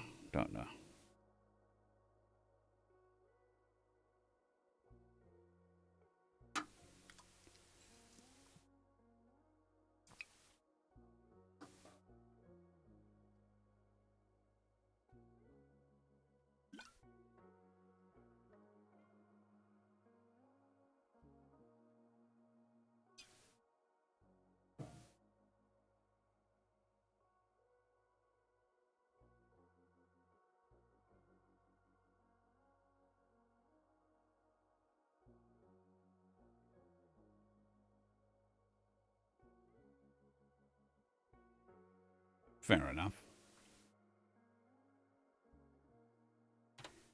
There are people out there that don't like my content either. It's whatever. Look, some people enjoy AI voices. I'm not going to say that you're not allowed to use AI voices, because there is obviously a market for it. But you still need to go through the correct procedure to get your content, I think.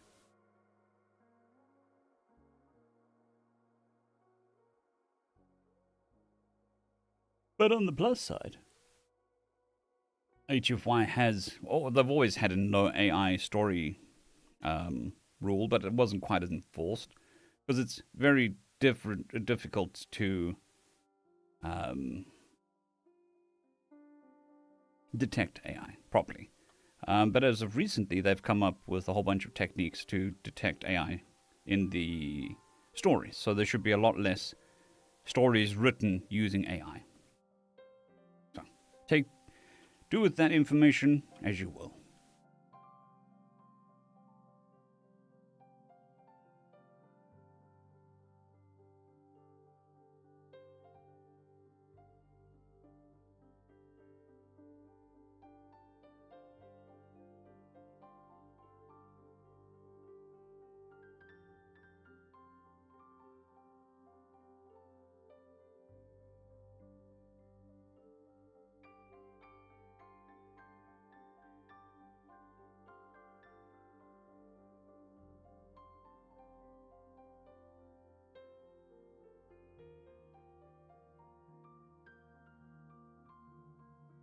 I try to be as entertaining as possible. Find stuff that's entertaining as possible.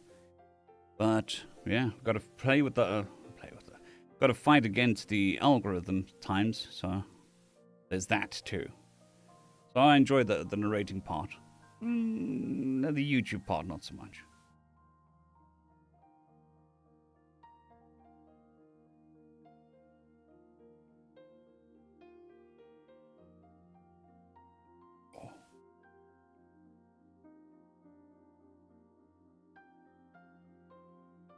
Awesome, Foo. That's awesome. That's quite a while. 3 fleets is way back. Way long ago, in the pre-times of history. In the beginning of the internet. It's basically like Stone Age in internet years.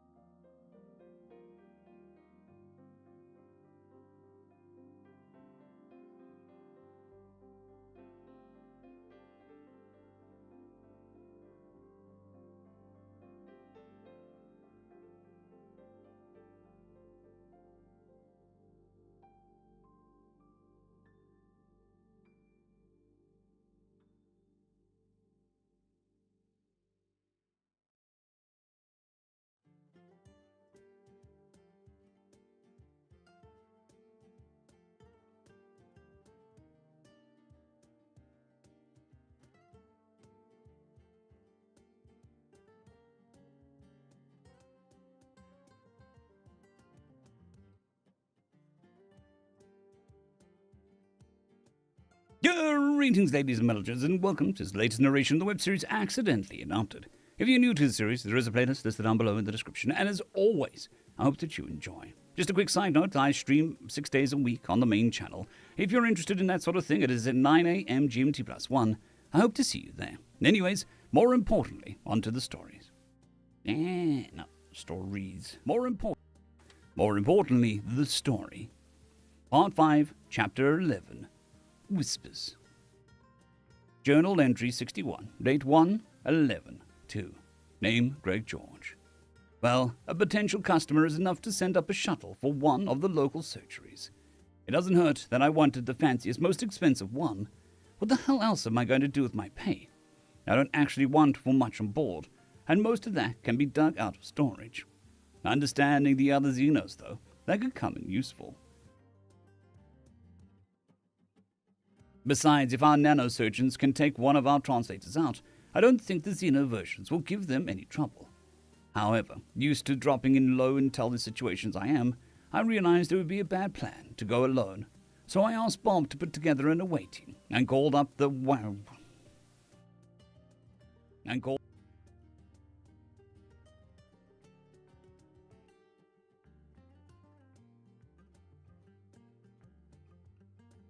he's a pretty good writer. I like that. He's the same author as Human from a Dungeon, if I remember correctly. I think it's the same author as Human from the Dungeon, which is the series we're doing now. Together in a away team. And called up Paindrol, begging me to write out a chart with everyone's names. Anyway, I needed Paindrol to watch my back, and wanted the away team to see if they could make some subtle inquiries into the scummy parts of the town, if they can see into the and wanted the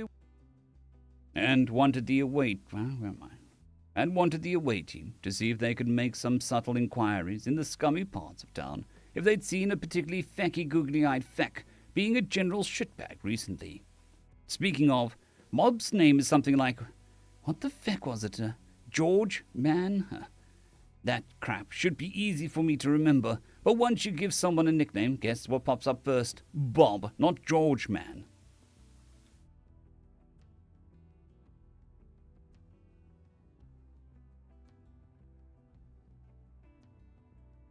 I'm starting to think that we owe General Chest an apology. We gave him conflicting duties and kind of forced his hand to deploy us before he was strictly allowed to. With my loyalty to the Navy, to my brothers, to the We Sing, each has a duty, and they don't exactly mesh. We didn't know what it was like, but now I do. That's a future problem.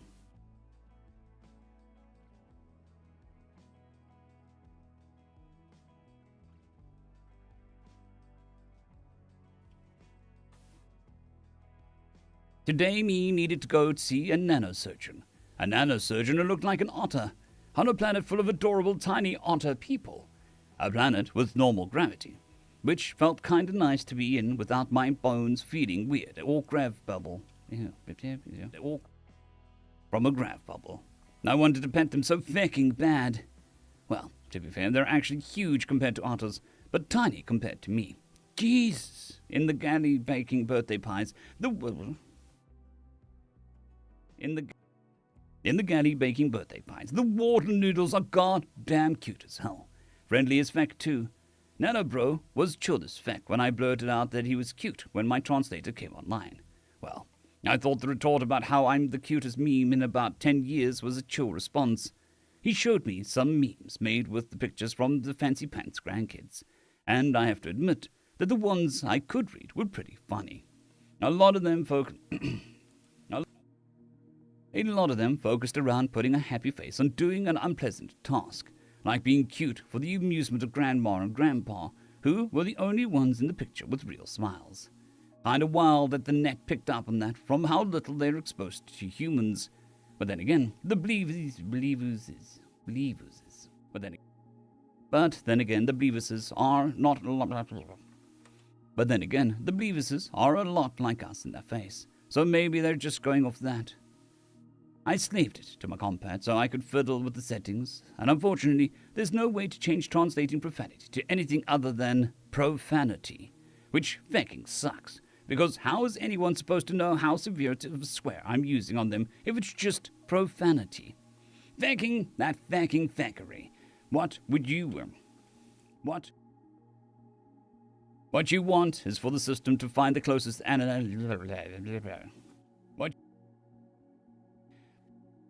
What you want is the system to find the closest analog that works in context and use that till the target knows just how rudely they're being cussed out. Fecking whatever.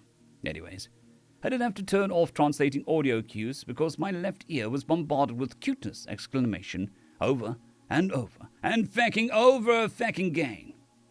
These otter people have no fecking room to fecking swoon over any fecking else being cute, for feck's sakes. I might miss out on learning some context, but crap was getting unbearable. It worked out, because without that drowning everything out, I gained the ability to eavesdrop. Hell yeah. Anyways, I didn't really get anything in regards to my GEF quarry, but I did learn that there is a pretty big movement of people corewood.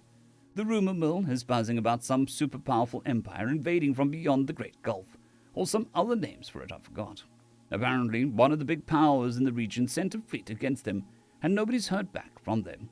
It's either that, or they're thinking about sending a fleet. Or maybe the Great Old Ones are real after all, and they're out eating planets.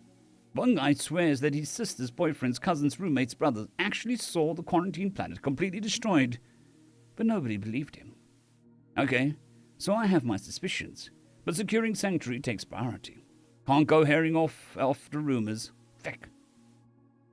Dear Diary. Yes, it definitely is utterly insane. Thank you. He'll be here all stream. Oh, they'll be here all stream.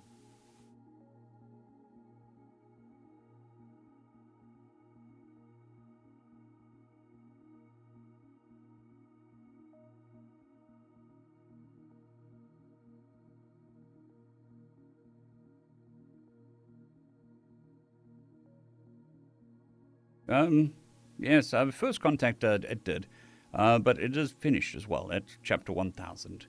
He's rewritten the series and edited it quite a bit, and it's on Amazon under Behold Humanity. The title is Behold Humanity.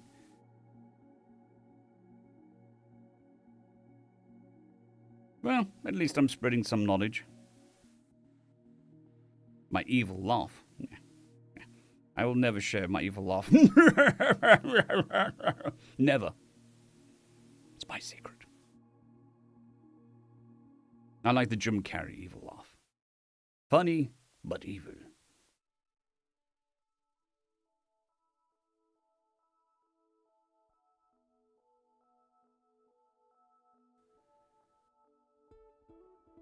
Dear Diary, Greg went planetside on a shuttle early, which left us unsupervised.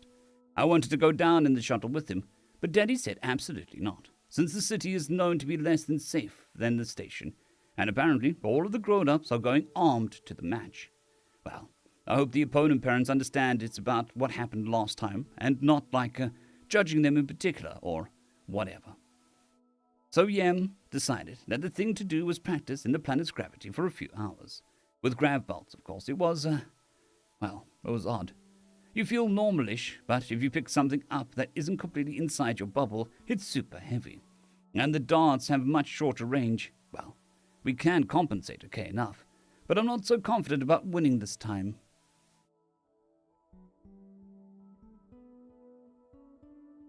What I am confident about is sales. There's just one little detail I need to run by Greg before we open up shop officially, and that's the packaging. I want to put a paragraph on the outside of the package, on the backside so it doesn't obscure the toy. Something like, "This is Sneaky. He's a quiet and stealthy little guy who's always on the lookout for you.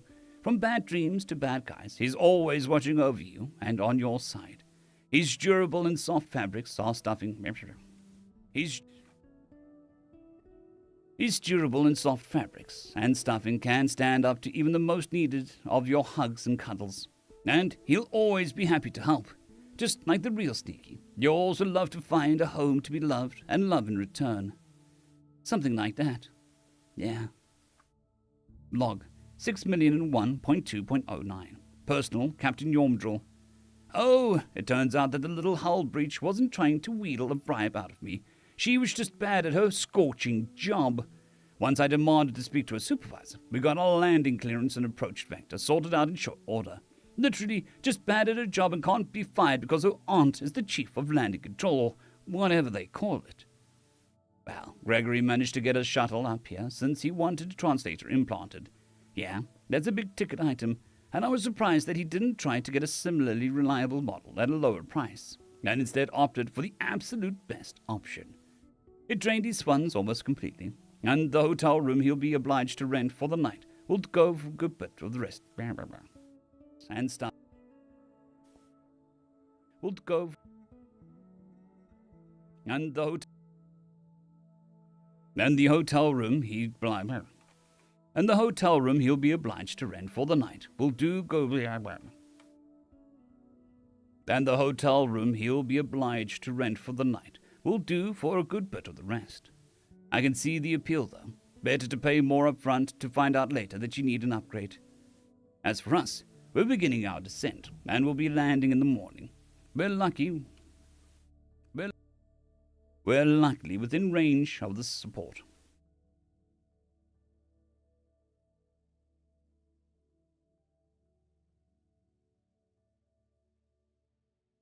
Not a problem, Jeff. Not a problem at all. We're luckily within the range for the spaceport.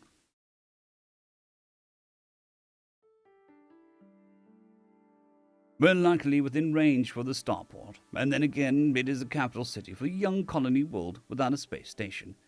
They have need for freighters landing regularly, which was part of the delay, but that would have only had us waiting an extra hour before we could begin our approach. Why do people tolerate this nonsense? Dear Loggery, tomorrow we war against Planeteers. The planet has the wrong gravity.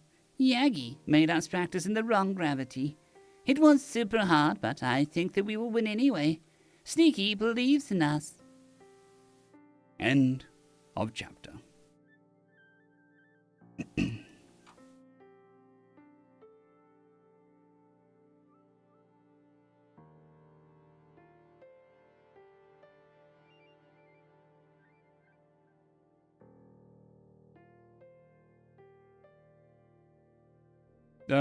So there was a kind of mistake on, I don't know whether it was a mistake. When Roltz signed up for, not Audible, Amazon, the program, whatever, they offered him free narration services, and he accepted it. But the problem was the free services were AI. But they were also exclusive, so that is what it is. To be fair, to narrate, just be 100% clear, to narrate all of First Contact, from beginning to end, would cost somewhere in the region of $30,000 to $100,000, depending on who you got. So, it is an extreme amount of money.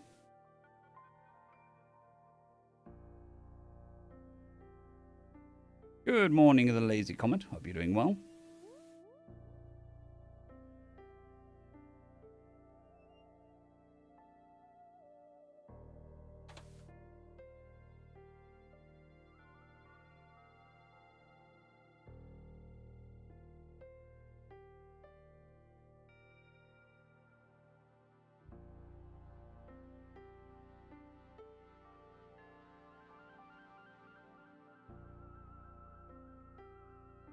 Oh, that's not what we wanted.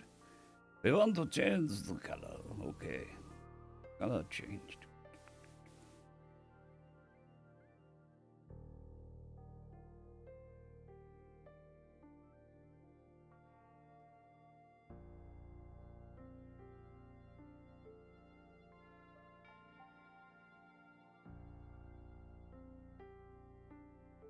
Morning, day, evening, night. It all looks the same to me. I walk out of this room. Most of the time, I could not tell you what time of day is.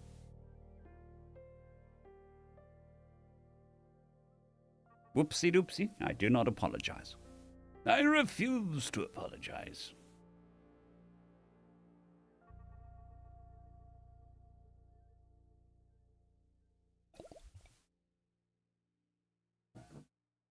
Technically, it's afternoon for me, or midday-ish. It's 11 o'clock in the morning. I think that's late enough to start saying afternoon.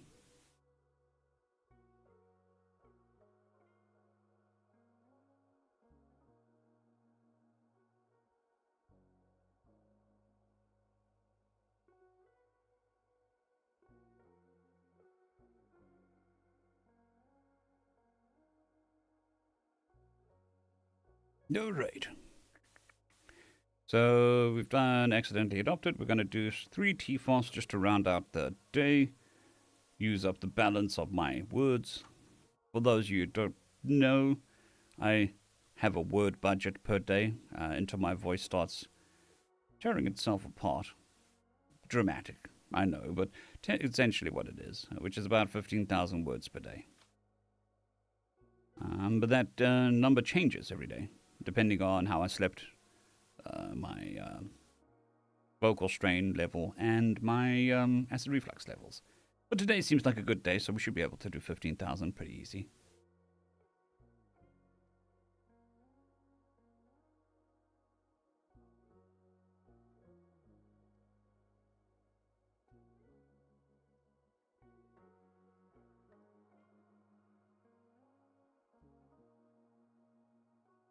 Well, I mean, my room has no natural light, has no natural sound. And what's even weirder is the sun here sets at completely the wrong times for me. So I'll walk out of here at 8 o'clock at night and the sun will be up. And that just floors my brain.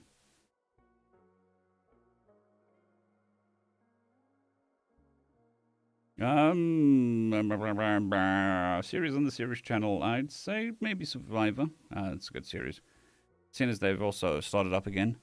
If you like humor, then possibly Epic Loot. Or even The Human from a Dungeon. It's a nice series.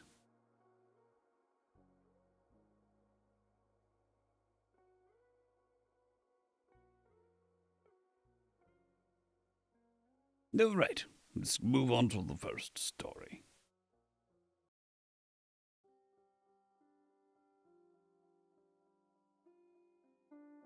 Mm, 210. 3 to 10. There were no. Greetings, ladies and melogents, and welcome to this latest narration. Greetings, ladies and melogents, and welcome to this latest edition of Greetings, ladies and metal gents, and welcome to the latest edition of Read Team Fuss, where I take old stories I've narrated and update them to modern audio standards. Just as a quick side note, I do stream every day. Well, just as a quick side note, I stream 6 days a week on this channel Just as a quick side note, I do stream 6 days a week on this channel at 9 a.m. GMT+1. If you're interested in that sort of thing, I would glad to be. If you're interested in that sort of thing, I would love to see you there. More importantly, let's head on to the story. There were no stars, written for God from Machine.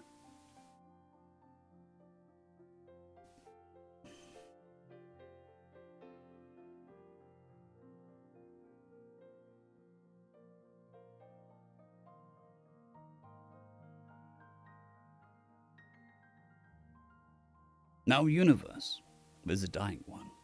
We knew that since our first gazed. We knew that since we first gazed upon the night sky and saw the howling nothing stare back at us. Yet we survived in the festering carcass of a cosmos for thousands of years with nothing but our own flickering sun looking down on us, fueling our lives, our hopes. Years passed. We formed kingdoms and tore them down, forged empires, and saw them crumble to dust. Built monuments to gods, only to forget they were even there. Only to forget they ever even existed. We lived, we loved, we hated. We maimed and killed each other with fang and claw, with rocks, spears, guns, and cannons. We rained death upon our brethren, split the atom, and used it to scorch entire cities into ashes. Yet at the same time, we were sowing the soil beneath our feet with corpses. We were also crafting wonderful machines that let us peer in the abyss that hung above our heads after every sunset. Machines that allowed us to perform complex calculations and gain insight to the world around us. We built machines that conquered the skies and the seas for us. Machines that gave us freedom, true freedom. The freedom to leave our ball of rock and dirt behind and sail the fathomless void. We were free from our planet's gravity. Space was ours to conquer, but time was not. In fact, our time was running out. It was a slow process, but a steady one. We didn't notice the decades. We didn't notice for decades, and it took us even longer to connect the dots. But finally, we figured it out. The winters becoming harsher, the summers becoming bleaker, the seasons blending to a uniform grey. The star that was fueling our lives, the hearth around which we had built our home, was running out of fuel on its own. Our scientists established patterns, drew models, and came to conclusions. The death of our sun was coming. It wasn't imminent. There would still be an entire generations that would be born, grow old, and die before darkness overtook our ball of rock and dirt. But it was coming. Inmates on death row.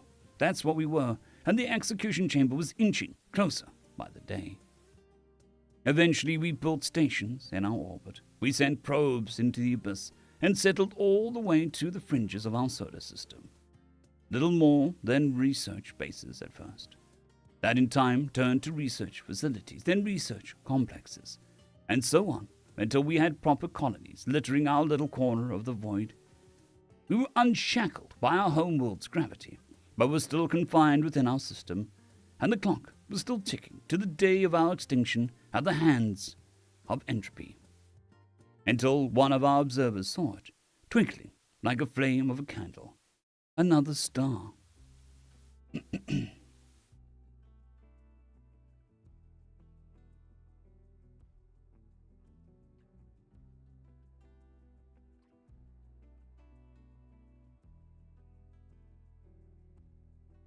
Good morning, Charles Woodmore. Hope you're doing well.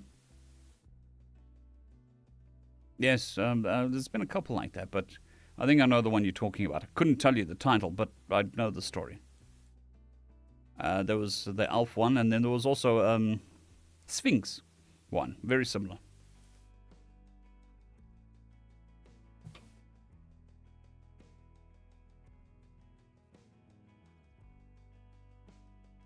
In the vast black of the cosmic ocean, we were floating upon a lighthouse.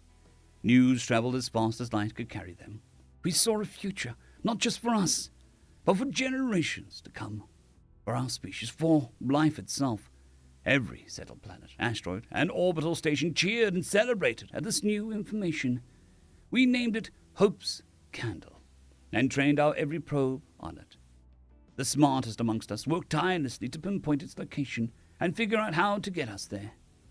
Like castaways, seeing land for the first time in years, we were determined to get to it, no matter what. We didn't even bother to consider if its orbit was in any way habitable. If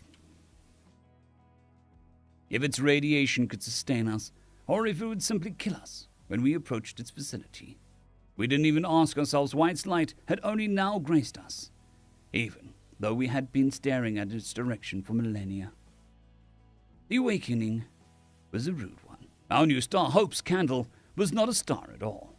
It was a celestial ghost, a swan song of a long-dead sun.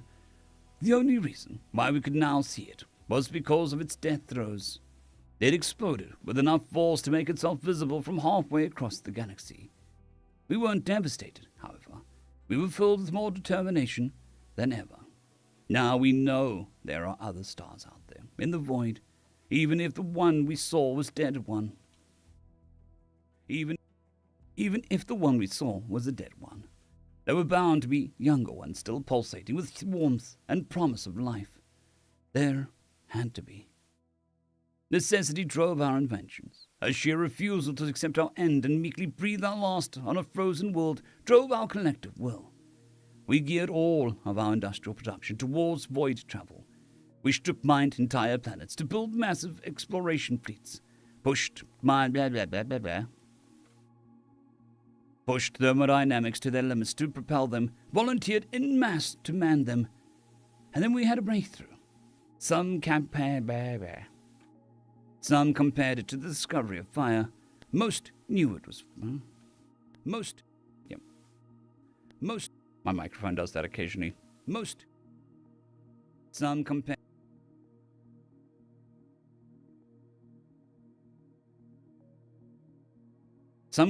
it to the discovery of fire. Most knew was far, far more important. Egress points, gravitational anomalies near the edges of solar systems, where space and time collapsed in on themselves and formed passages to other solar systems. Some had completely degraded, as there was no longer a star to exert gravitational forces on the other side and sustain the passage. Most were still intact enough for a ship to pass through them, but led to more of the void that we were drowning in. Rarely, they led to astral graveyards, planets that still orbited the remnants of their deceased star, that more often than not had now taken the form of a black hole or a dwarf version of its former self, incapable of sustaining any life. Incapable of sustaining any form of life. Those astral graveyards were what we were after. We had become a civilization of cosmic tomb raiders, sifting along the ashes, hoping to find something, anything, that could help us keep the lights on for just a little longer. Countless fleets were sent to the void, hunting for a star with still beating heart, hunting for life.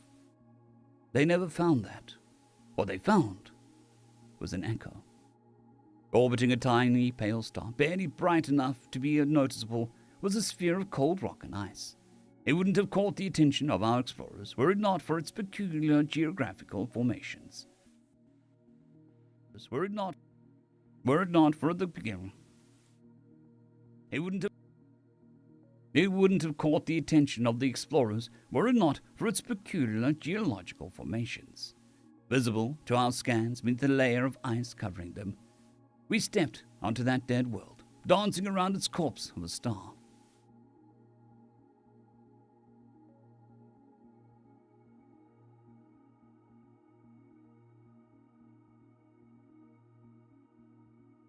That would drive me up the wall, Charles.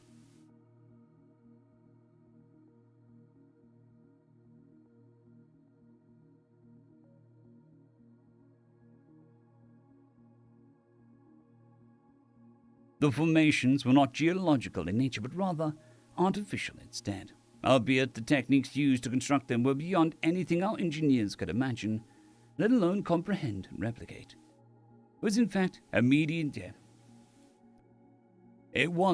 immensely difficult to even reconcile with their existence, so utterly alien they were to us. It took several expeditions to fully explore the structures, as the mental attrition was more than what a single exploration crew could take. The humming of ancient machinery maintaining an atmosphere of oxygen, nitrogen, argon, and carbon dioxide accompanied our explorers, though the sheer age of the labyrinthian construct they were delving into made it impossible for any technology known to us to still be operable. The structure was immense, resembling a city in size. That, combined with the condition of the planet, meant that any effort to fully explore it would take years or even decades. Though our government attempted to keep its existence hidden at first, soon word of the incomprehensible structure discovered on a faraway frozen planet got out. Speculation surged as to its nature. Speculation surged as to its nature. A temple, a research complex, a military installation, all equally valid in their own right, all equally wrong as well. Those of us who worked personally in its otherworldly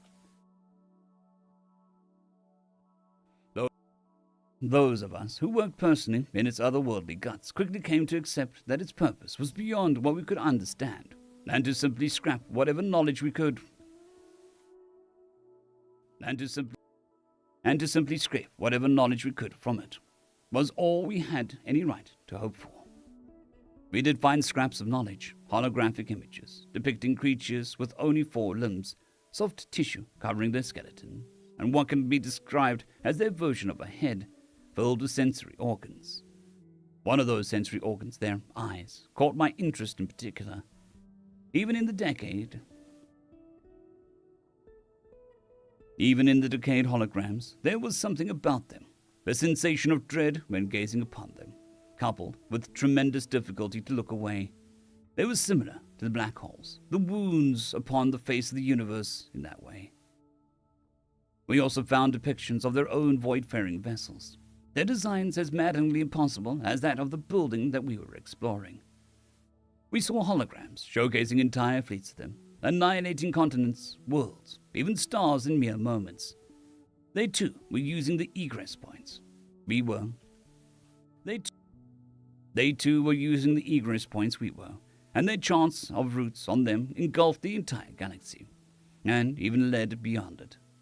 It is pointless to try and fathom the extent of their dominion, so vast it was.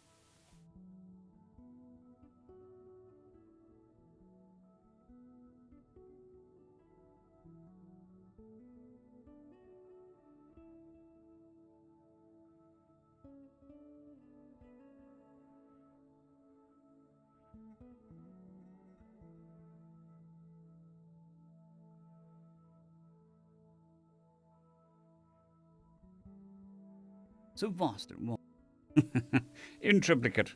That's what carbon paper is for. Write once, 3 copies. Simple as that.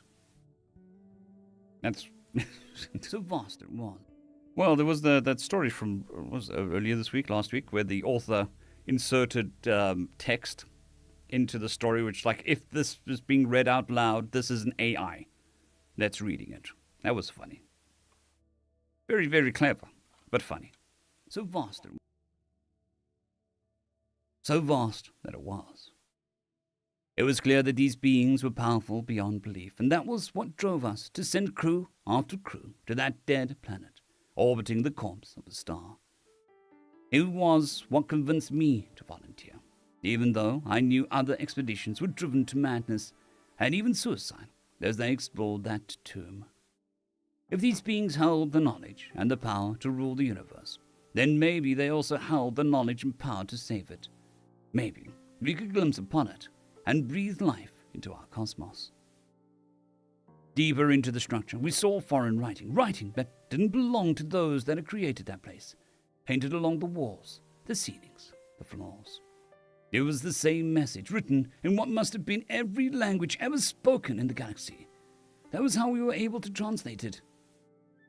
Let the sleeping gods lie. Let the Terran dominion... Let the Terran domain wither and die. In the deepest of deeps, beyond the edges of time, this is the end of all punishment for their crime. The writing got denser the further we went on. The writing got denser the further we went, overlaying on itself, writing horizontally, vertically, diagonally on each and every available surface. We recognized it as a warning, spent months deliberating on whether we would proceed. Spent months deliberating on whether we should proceed.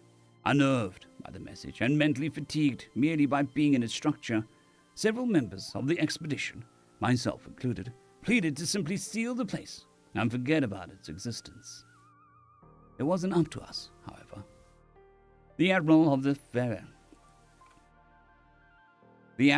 Exploration Fleet had found this planet, and the de facto supreme commander of any expeditions taking place on it decided to push on. When facing the disappearance of your entire race, no risk is too high, after all. 3 letters.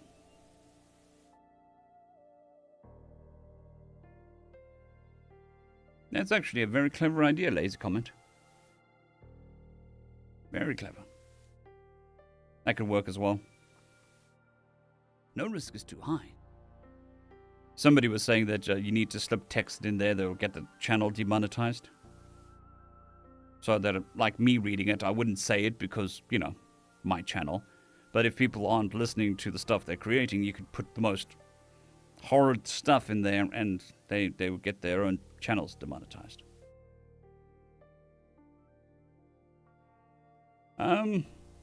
Look, I'm more of a Terry Pratchett type of person, or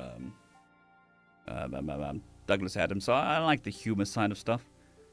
My favorite story, I think, is the one where basically the only reason for how quickly humanity advances through the technology tree, as it were, simply because we are a race of ADD sufferers. Boredom has pushed us so far. I think that's one of my favorite stories. The other one is the one that got demonetized, but it was still funny. It was called Hot Schlong, but it's talking about Chicken Captain and what he does. But it's called Hot with the C. I can't say it because it will get me demonetized again, or this video. That one was quite funny.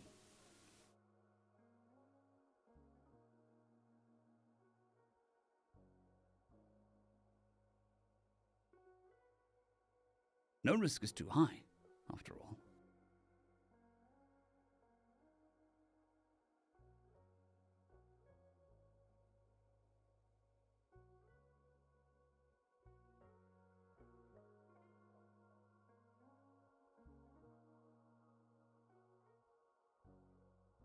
Yes, Hot Rooster. That's close enough.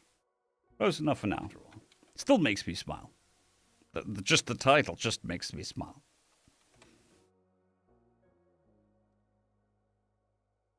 When facing the disappearance, no risk is too. 3 entire floors of the structure were covered by the text, until it abruptly stopped, and the walls, the ceiling, the floor were clean again. While we had to use our own sources of light to explore the structure before, the sector was still lit, and its PA system was still operational. In our own language, in a voice that seemed familiar to each and every member of the crew, it called to us by name, to walk down the corridor and to open the gate that stood at its end. Almost entranced by it, we obliged, and beyond we saw a prism, a tear in the fabric of reality, or perhaps a mirror. Looking back at us, we saw our own forms. We didn't speak, and neither did our reflections. We just stood as light flickered at the edges of our vision. It wasn't the electricity in the room going on and off. It was light itself, phasing in and out of existence. Gravity seemed to pull more heavily on our bodies, and our heads rang with high-pitched noise filled the room.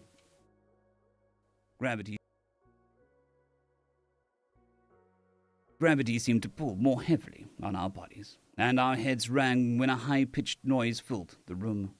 The floor beneath us collapsed into an endless abyss, and the ceiling above climbed beyond our sight. Darkness overtook.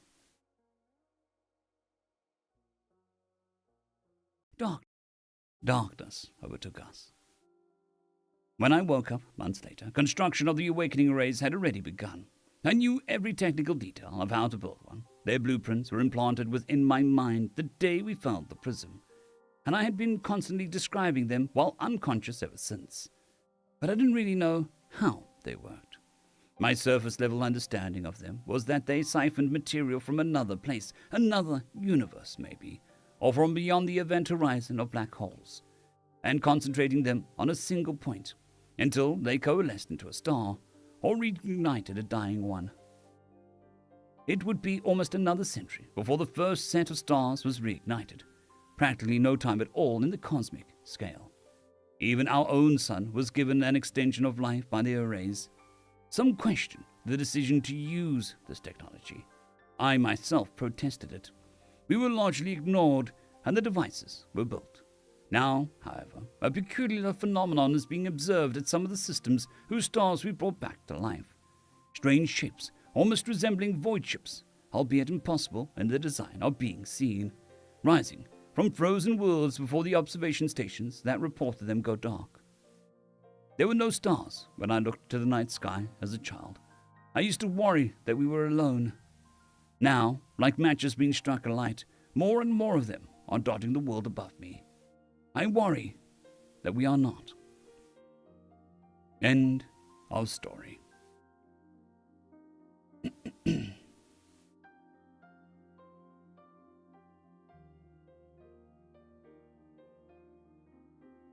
Alrighty, story done.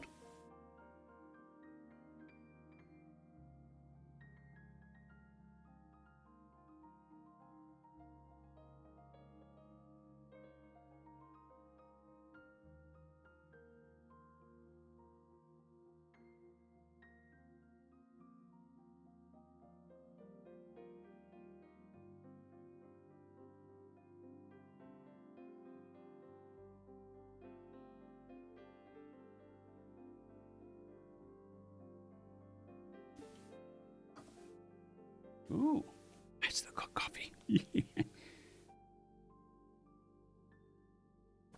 Yum, yum, coffee.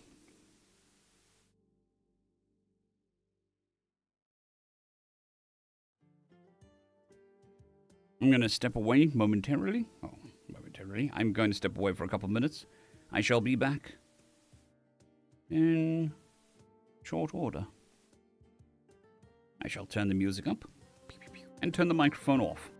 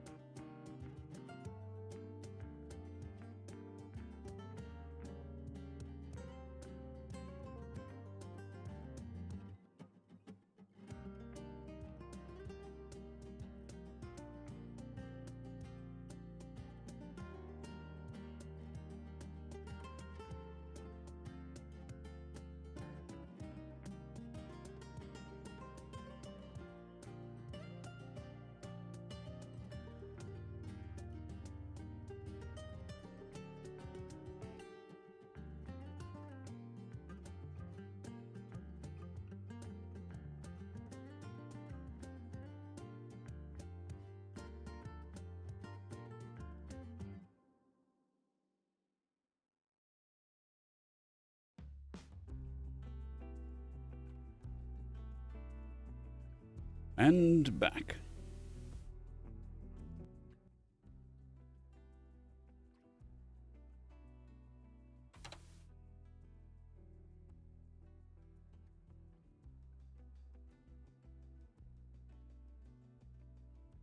Good night, Lazy. Hope you have a good one, and I'll hopefully see you tomorrow.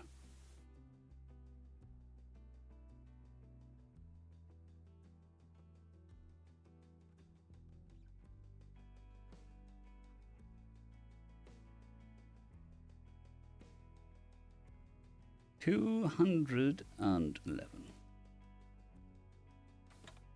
Not two.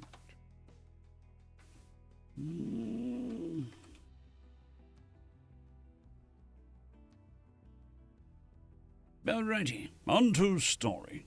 Tell story, good story. Me make a good story. Good night, Jeff. Thank you for popping past. It's very much appreciated.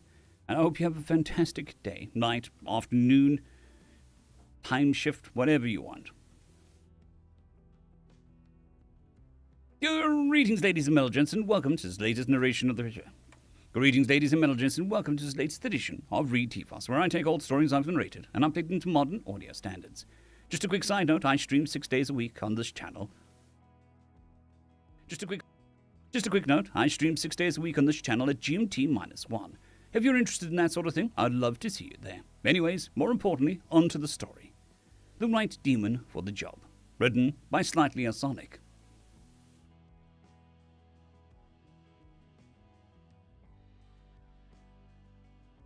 I fall to the stone floor in an ungraceful heap. One moment I'm dozing in my recliner after getting it in that magical position where my back doesn't hurt, and then there is that dazzling light and splat. Right on the floor. Pain. I'm way too old to flop onto a stone floor. I don't bounce like I used to. I blink and rub my eyes, trying to recover from the spotlight being shoved into them. As they recover, I see what can only be described as some trippy crap. I'm in the middle of a freaking glowing circle with geometric shapes glowing and swirling around. I'm also surrounded by midgets in purple robes. To say that I have absolutely no fucking idea of what's going on is an understatement of the century. I continue to rub my eyes. Things still don't look right. The light is different. The colors are different. My cough, the air is different. Is it possible for the air to be too clean? For colors to be too bright? I do not like it here. I do not like it at all. The midgets make terrified squeaking sounds. There's one old fecker holding book raises his hand. "Fair creature from the netherworld, we've summoned you." Say what now? Say what now? Say what now? I struggle to my feet. Oh, read. Say what now? I struggle to my feet. Ow, I really should have been a more careful driver in my 20s. The midgets, all gripping black candles, back away in fear. The old fecker bellows, "Hold your ground, it cannot harm us." I wouldn't normally, but it's getting tempting. What exactly the flying feck is going on?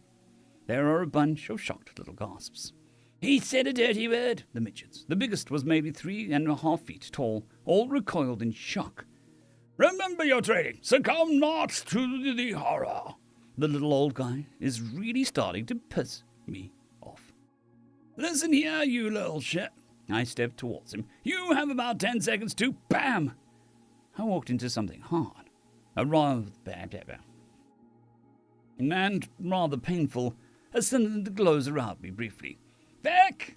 I yell, holding my nose. On the bright side, it isn't broken again. I reach out with my hand to receive a mild shock as the previously invisible barrier glows, stopping my progress.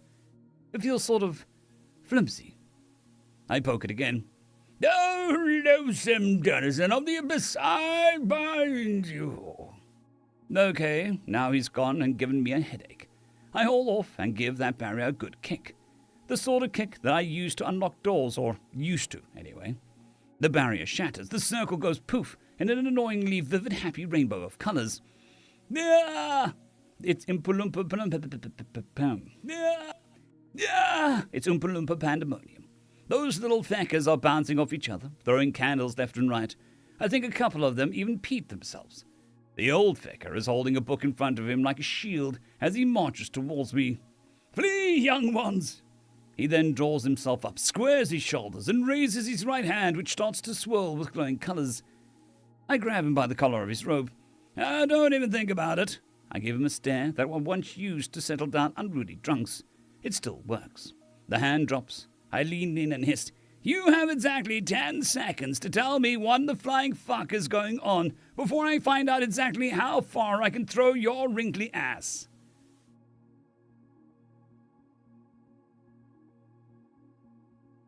So, my realm is hell. I nodded thoughtfully. It does actually explain a lot. I nodded thoughtfully. It does explain a lot, actually. You didn't know? Gleason the old feck asked. You didn't know? Gleason the old feck asked. Nope. We just assumed that it's normal. The place is a bit fecked. Sorry, messed up, but it's normal for us. I cough again. I guess I need some brimstone. Gleason notices my discomfort. I apologize for summoning you in such a dank and musty place. Oh, feck me.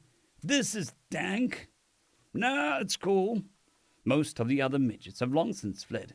Some brave souls are huddled by the exit, peering in from the shadows.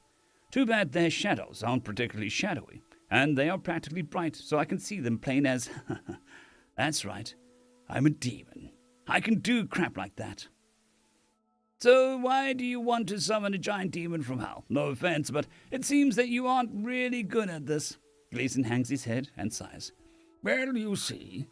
He is cut short by a blast of annoyingly perfect trumpet blasts, in charge of a couple dozen little guys clutching what looks like a wooden lances. Gleason gasps. I have this under control. You didn't have to bring the pointy sticks. I sigh heavily. It's going to be a long day. It was a rather tight squeeze, but I managed to crawl out of the cavern in which I was summoned and into a hellishly colourful landscape that looked like a children's cartoon. Giant flowers and possibly coloured butterflies with big human eyes and smiles, singing birds, happy squirrels, the whole thing. Awaiting outside were another couple dozen of their warriors, and dressed in a silken gown was the most beautiful woman I'd ever seen. She is under 3 feet tall, but the 3 feet is perfect. Everyone except her backs away in fear. She holds her ground, looking up at me in a regal manner. She turns to Gleason. You have done well, wizard, to have summoned and bound such a beast. Gleason shifts uncomfortably. I feel a little bad for the little guy. Yep, he got me. I'm bound and all that, I say while giving Gleason a just go with it look. Gleason just sighs and steps forward with his head hanging low. I cannot deceive you, your highness. The demon was too strong, and I could not bind him, he says with a defeated tone in his voice. The queen's eyes widen in shock, but to her credit, she still holds her ground. Her warriors throw themselves in front of her, pointing sticks... pointed sticks raised. I step back, raising my hands in what I hope is a reassuring manner. Relax, it's cool. I'm not angry, just really confused. I'm not going to go on a rampage or anything. I sneeze. Christ, this air, it can't be good for my lungs. I reach into my pocket and pull out a pack of smokes. I stop. If I lit one, I could very well kill them. I reluctantly put them back. It has not been bound. It has not been bound, but it has agreed to listen to our request, Gleason said. Yeah, what he said. What the... I stop myself. What do you guys want? Gleason hasn't had the chance to tell me. Ignoring the protests, the queen steps out in front of her man. We are locked in a desperate conflict. Our foes seek to conquer us and force me into marriage with their prince. The queen sighs. I went on a date with him once, and he's a very nice person, but I just don't like him like that way. I just don't like him in that way. Yeah, some guys can't handle rejection. So the incel decided to declare war. Incel? That's not a word.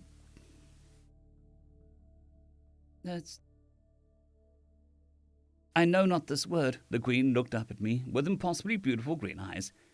It is not the prince, but his father, the king, who seeks conquest.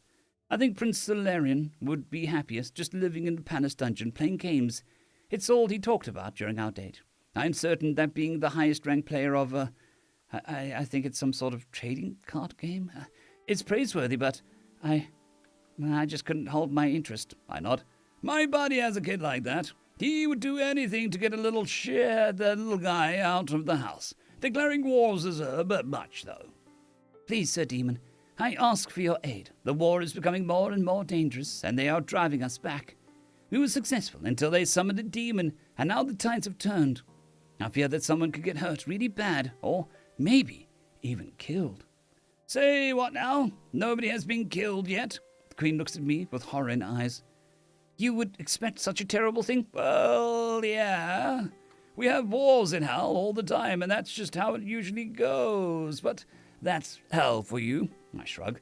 I was even in one once, I trailed off. They don't need the details, and I don't want to remember any more than I already do. So we have an invading army with a demon backing it up. You want my help dealing with the situation?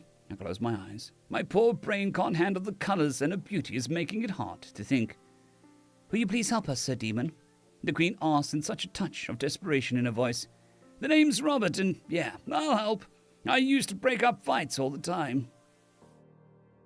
We head to the army's encampment, where a couple dozen of their warriors have pitched their tents with a large bonfire burning in the center. I rush over to the fire to breathe in the smoke, and am immediately disappointed. It smells like what aromatherapy. It smells like what aromatherapy is trying to be and failing miserably. It does seem to help a little, though. The little soldiers all run up and bow their... The little soldiers all run up and bow upon their queen's approach. She compliments them on their appearance and bravery and bids them to relax and resume their activities. A throne is brought out, and she sits down next to me at the fire. Sir Demon, Robert, I understand that your kind dines on flesh of the living. I do not like where this is heading. Yeah, but something that's looking like it's straight out of the pony cartoon that my buddy's kid is so fond of is live. Something looking like it's straight out of a cartoon. Something looking like it's straight out of that pony cartoon that my buddy's kid is so fond of is let out. We couldn't bring ourselves to kill him, but perhaps you could. I don't really. The pony looks up at me with the big eyes. It's okay. I've lived a full life, and... Oh, Jesus, it talks. No, that won't be necessary. In fact, I think I just became vegetarian. I think I've just become vegetarian. I'm not really hungry anyways. I'm also a bit worried. If their air is wreaking havoc on my lungs, I can only imagine what their food would do to my guts. I may eat a little something later. Vegetables, not meat. Meat? The Queen asks. What is that? Oh, that's the flesh of the living. We call it meat. No, not meat. Not meat. No meat, just what you guys eat will be okay if I get peckish. Everyone looks relieved. I say, Sir Robert, you aren't what we expected of a demon. The ancient texts speak of something else entirely. You got lucky. We have plenty of real monsters. Demons vary wildly. Most of us are decent enough, though. I changed the subject. So exactly what are we up against? Do we have any intelligence? The Queen looks offended. Do we appear stupid to you? I shake my head. Not that kind of intelligence. Do we have any information about Alpha? We call that intelligence when we are doing our warp thing. We call that intelligence when we are doing our war thing.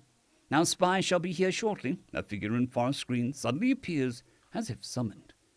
I am ready here, Your Highness. The Queen jumps a little in her chair. Hallond, I told you not to do that. Hallond grins. I just can't help it. The Queen sighs in a vexed manner. So tell us what you've found. Their force numbers 48 warriors, plus the King's personal guard, numbering another 6. The King's guard are wearing those metal coats. Their demon is of the same kind as yours, but it also is wearing a giant metal coat and carries a massive wooden club. The Queen nods thoughtfully. So nothing has changed. A great army, almost as numerous as our own, with a great demon leading their forces. The Queen says thoughtfully, What do you think, Sir Robert?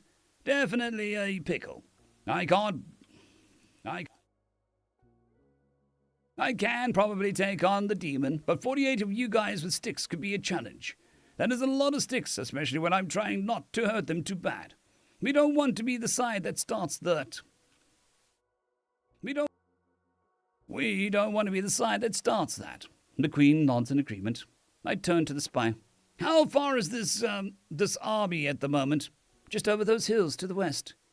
All right, we attack at dawn. I hate to impose upon my soldiers. Why so early? The Queen asks. I look at her with a rather confused expression on my face. So we have the sun at our backs? Everyone looks impressed. And if you guys think that's too early, then odds are they will too. And we might be able to catch them with their pants down. Would catching them naked provide an advantage? Unprepared. It's a figure of speech. You do have finished knowledge in the arts of war. I sighed heavily. I guessed, in comparison, I do. Hours passed without incident until a couple of warriors entered camp with another little guy tied up with rope. Your Highness, we caught the spy lurking in the forest. The Queen looks upon the spy with haughty disdain. Show him how we treat spies in our kingdom. The men grin in an evil manner. The men grin in an evil manner, and they bring him in front of the Queen and place him on all fours. I look on with amusement. This should be good. My paddle, the Queen shouts, and an ornately carved and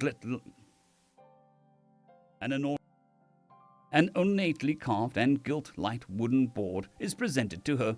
No! The spy shouts. No! I am the center of calm. I am the center of calm. I'm not going to laugh. I'm going to calmly drink some water.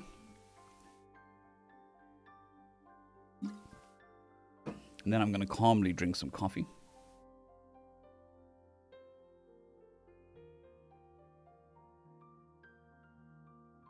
And then I shall calmly continue the story.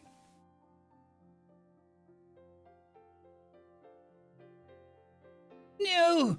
Shouts the spy. I'll be good, I promise. The Queen looks down upon him grimly. It is far too late for that. She raises the paddle. I nod approvingly. It was pretty decent spanking, if I do say so myself.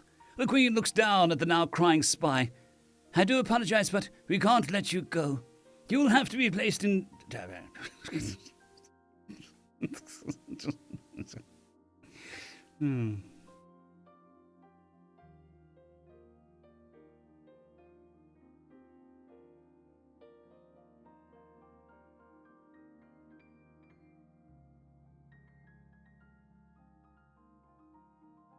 will have to be placed in a timeout until this unpleasantness is over.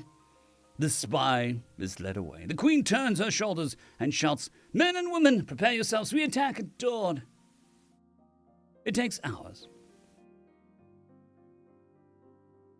It takes a few more hours for the army to fully assemble. Once they do, I decide to give them a few pointers. I am torn. I want to give them an edge, but how much of an edge? How much contamination should I leave behind? After a few hours, my concerns turn out to be unfounded. They really are bad at this. No, keep your eyes open. Don't swing, thrust, I say for about the 100th time. Keep in ranks, don't just scurry about. Ranks!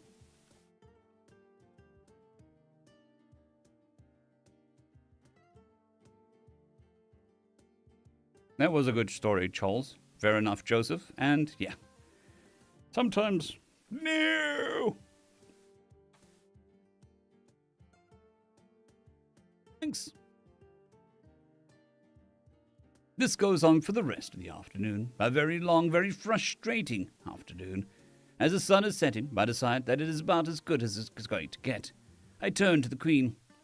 They are as ready as they're going to be. You seem displeased, Sir Robert. I shake my head and force a smile that I hope is reassuring. No, they are fine. Really, great. The Queen sees through my facade and raises her eyebrows. They are much better than when we started. If the opposition is like these guys were earlier, we have a real edge. She seems a little more pleased. It's a good thing that this world isn't as familiar as war as I am. A really good thing. The Queen shrugs and sighs. Well, At least it'll be over one way or the other tomorrow, she says, with a steel in her voice. I nod. Well, you guys got a big hairy demon and some badly trained soldiers. You'll be fine. She looks both ways, and once she's sure nobody's looking, she flips me off. We laugh. Quite.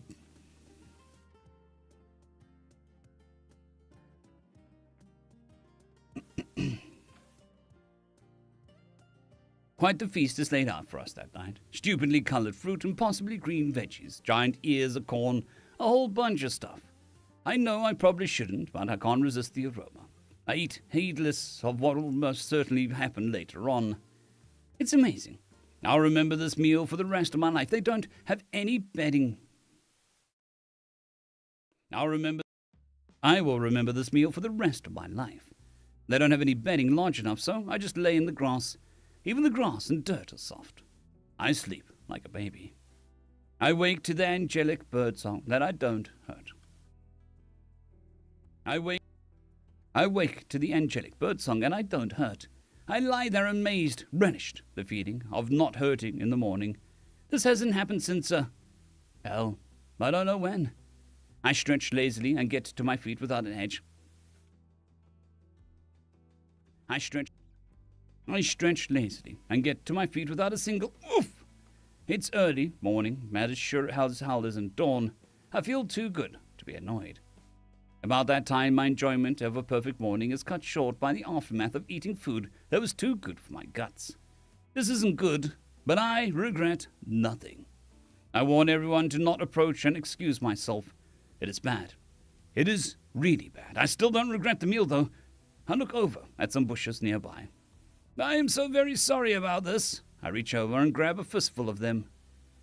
Upon my return, there is a large, for them, cart in the middle of the camp. A couple of people are standing proudly beside it. One of them steps forward. Sir Demon, we worked through the night, but we finished a metal coat for you, he says proudly. I reach into the cart and pull out an impossibly beautiful coat of scale mail. Unfortunately, it looks like they shopped in the kids section. The armors look crestfallen. Do you not like it? No, it's wonderful. It's just that, I hold it up against my chest. The Queen looks alarmed.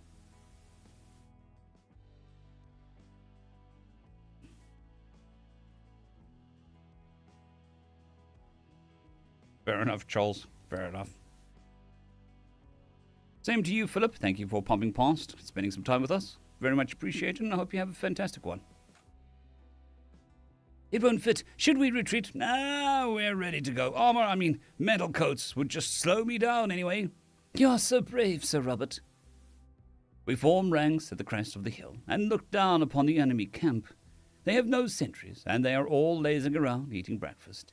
Their demon, still clad in armor, is lying down. This is perfect. They won't even know what hit them. Wait, what is the Queen doing? Before I can stop her, Glazin casts some sort of spell on the Queen. Before I can stop her, Glazin casts some sort of spell, and the Queen, her voice now amplified 100-fold, announces, "We are here.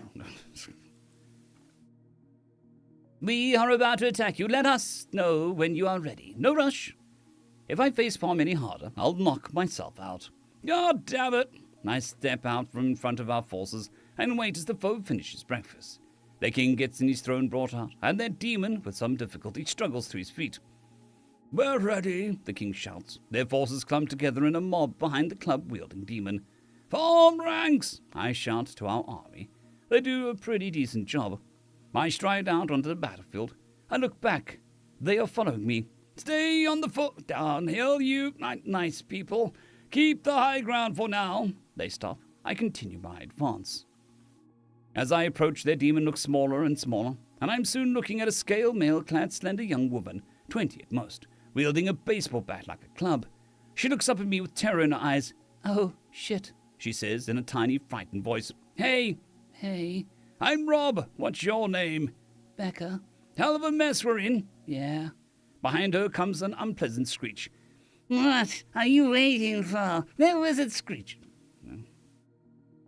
What are you waiting for?" Their wizard screeches. Becca turns to the wizard.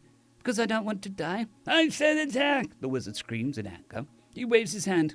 "Damn it!" Becca cries as she clutches her head. She looks at me with fear in her eyes.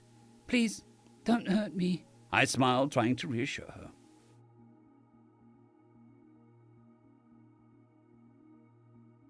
You aren't the first person to come at me with a baseball bat. Let's get this over with. Yeah! Becca screams as she charges and swings.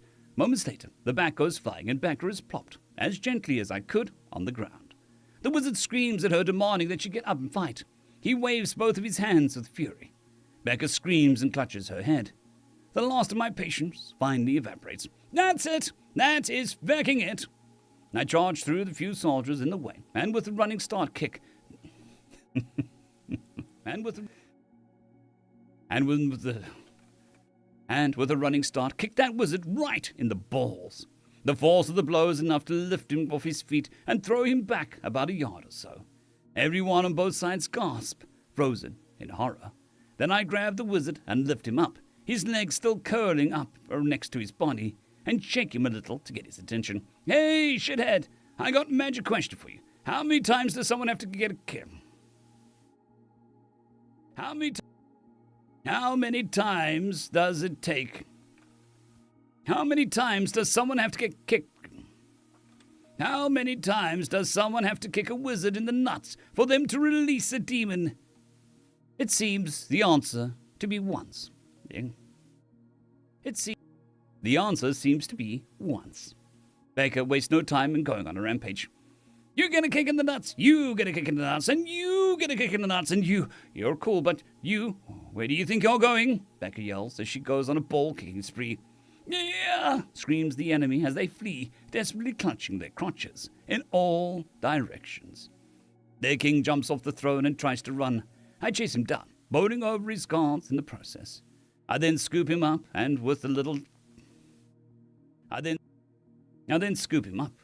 shit tucked under my arm, I calmly walk over to the queen, who is sitting regally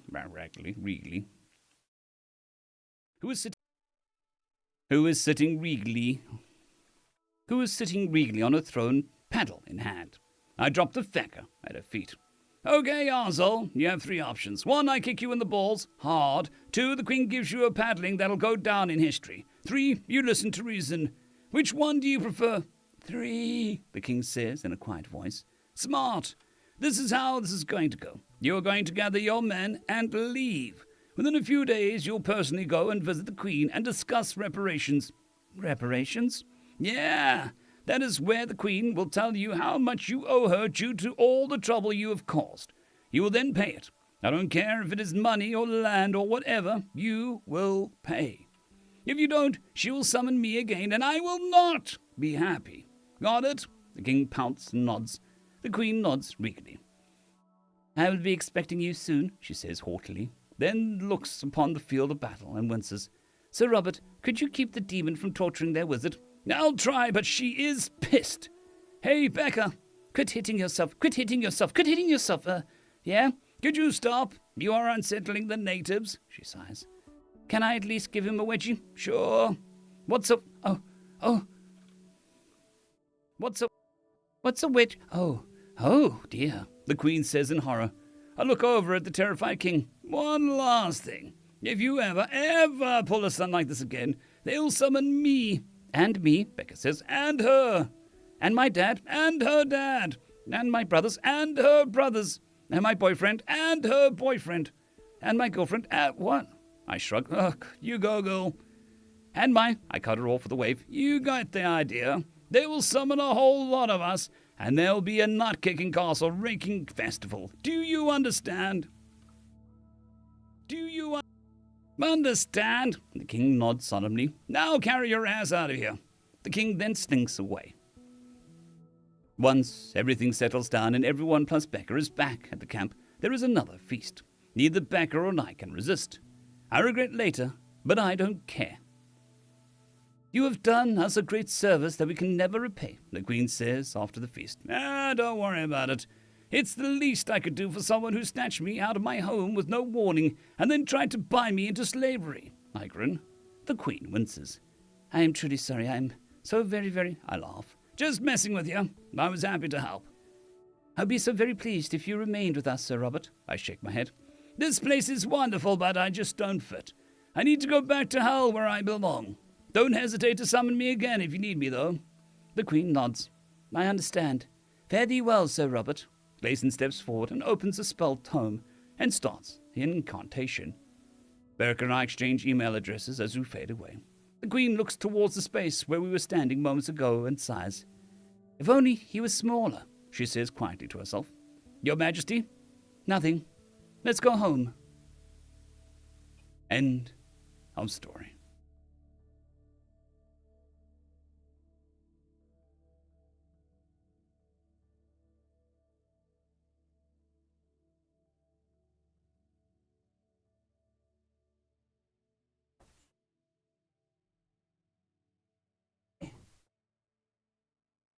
Stretching, not my favorite thing. Trying to turn off something.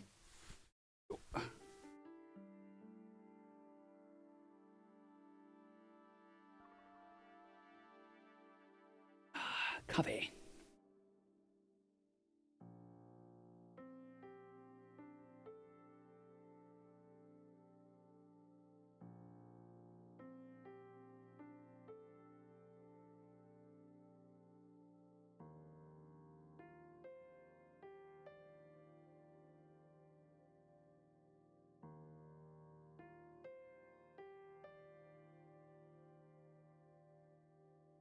Yes, it was very well deserved.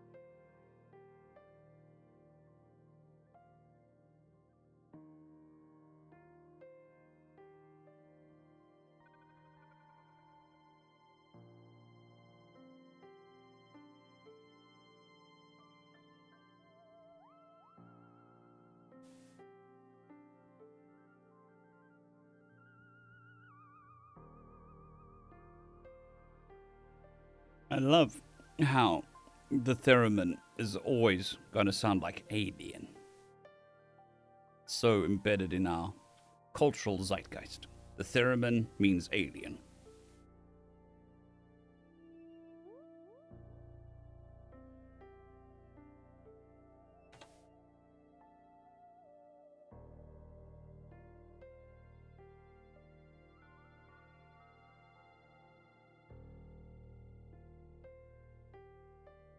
Alrighty, I think I've got another one in me.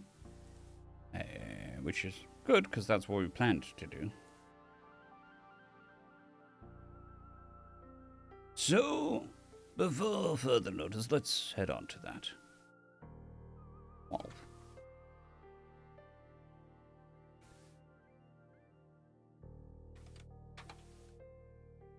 Greetings, ladies and gentlemen, and welcome to this latest narration. Greetings, ladies and gentlemen, and welcome to this latest edition of Read TFOS, where I take old stories I've narrated and update them to modern audio standards. This particular story is called... let's do the thing. I'm now streaming 6 days a week on the main channel. I'm now streaming 6 days a week on this channel at 9 a.m. GMT+1. If you're interested in such things, I hope to see you there. Anyways, on to the story. The Farm, written by T. Marcos. Quiet, hissed Lisa. Lisa hissed, moving slowly along the crumbling facade of the warehouse. We don't know if they have guards. Sam shot her an annoyed look and moved his feet with an exaggerated, deliberate care as he followed in her footsteps. He knew very well that they needed to be quiet. They were technically breaking and entering, after all. The law didn't particularly care whether the target deserved it, especially when they had money. They stalked quietly to the broken window they had sighted while doing recon the other day, tossing a ratty cloth over the shards of glass so they could shimmy through. Lisa winced and cursed under her breath as she brushed against the side of the frame, and a jagged edge tore through her jeans. You're going to have to get shots for, well, everything, Sam muttered. She gave him an acid look and motioned impatiently for him to follow. He did, staying well clear of the bloodied shard. Once the two were safely inside, Lisa took out her phone and turned the camera on. Once the two were safely inside, Lisa took out her phone and turned on the camera. We've infiltrated the trafficker's warehouse, she whispered, putting her lips close to the microphone. We think at least 100 migrant workers are imprisoned here and forced to sew clothing that is later sold at Lily, BZP, and other upscale chains. She turned the camera on her own face. The cops won't lift a finger without a probable cause. Never mind the lobbyists working for Lily were one of the largest donors to the district attorney's campaign. We're going to capture proof that they can't sweep under the rug so that these slaves can go free and their corporate masters can be brought to justice. Sam rolled his eyes. Jesus, Liz, what happened to staying quiet? He muttered. We're here to document atrocities. We can edit in your workers of the world and We can edit in your workers of the world unite spiel later, in post. He swept a hand around the decrepit closet that they had snuck into. But we're not breaking the law. She shot him another annoyed look, but nodded and crept over to the rusted doorway that led to the warehouse proper. They moved down a darkened hallway strewn with debris, wincing whenever their shoes crunched over loud. Wincing whenever their shoes crunched.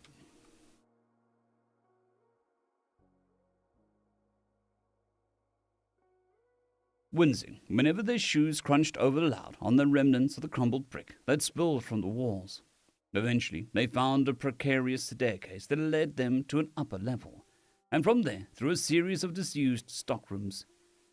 They began to see signs of habitation as they moved, discarded pallets that looked newer than the warehouse's original debris, and some empty cardboard boxes carelessly tossed in a corner. In one room, they found a few pairs of broken shackles, the kind that let you shuffle along with the chain looped through the handcuffs. Lisa swept the camera close to them, with her face locked in stony disapproval, then continued onwards. An odd draft of wind swept past Sam's face. He turned to look behind them, but saw nothing, although he let his gaze linger on the darkened corners for a few seconds. He had the feeling of being watched, probably just nerves. But there was a lingering unease that, "Come on," Lisa whispered. Sam reluctantly turned back to see her face. "We need to keep moving if we don't want to get caught," she insisted, turning to walk forward. "She's right," a voice said from behind them. Sam spun around, his heart pounding. A man stood several paces away, where Sam had seen nothing just a few seconds before. He now...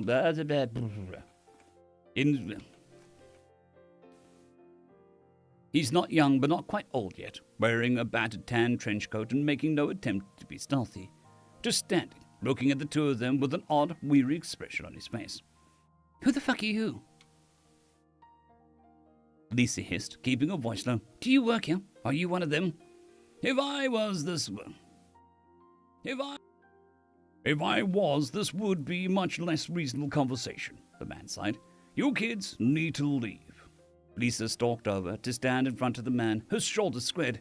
He didn't react, except to arch an eyebrow. "We are not going to let you stop us from telling the truth," she spat. "There are innocent people being held prisoner here." The stranger smiled, shaking his head. "The truth," he chuckled, although Sam heard a healthy leveling of bitterness in his voice. "That's not what you want." The smile dropped from his face, and he stared down at Lisa with cold, dark eyes. "You are in over your head, young lady. You and your friend need to leave right now." She shook her head emphatically. "We're not going to abandon those people," she insisted. "Those people are the reason I'm here," the old man said.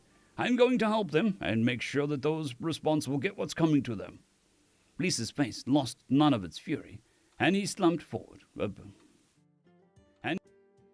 He slumped forward with a bit less of a chill in his expression. "Come on, kid. Just leave this one to the professionals." "A professional what?" she asked, snidely, sniffing the air. Sniffing the air. "Have you been drinking?" You would too," the man muttered. "Seriously, though. You need to leave, or the best-case scenario is that they'll kill you." Sam blanched. "Kill us?" he asked. "Wait. The grinding noise of gravel under the boot sounded from ahead, and the man's face snapped up to look at the door. "Shit!" he muttered, reaching into his coat. His hand came away from the wooden token that he pressed against his thumb. A droplet of blood welled up before sinking into the token's surface. The air around them seemed to waver oddly, the colors becoming dimmer. "Whatever you do," the man said quietly, "don't move, don't speak." Any questions Sam might have had fled from his mind as the man emerged from the shadows, unhealthily skinned and pale. He was carrying a compact machine pistol and looking around warily with bloodshot, sunken eyes. Sam's heart pounded as the guard's gaze swept over him and continued on without lingering, as if he wasn't even there. Slowly he twisted his head to look at Lisa, who seemed rooted in place with her eyes locked on the guard's gun. Behind her, the stranger's lips were moving soundlessly. His eyes were closed, and he held another wooden token firmly between his thumb and forefinger.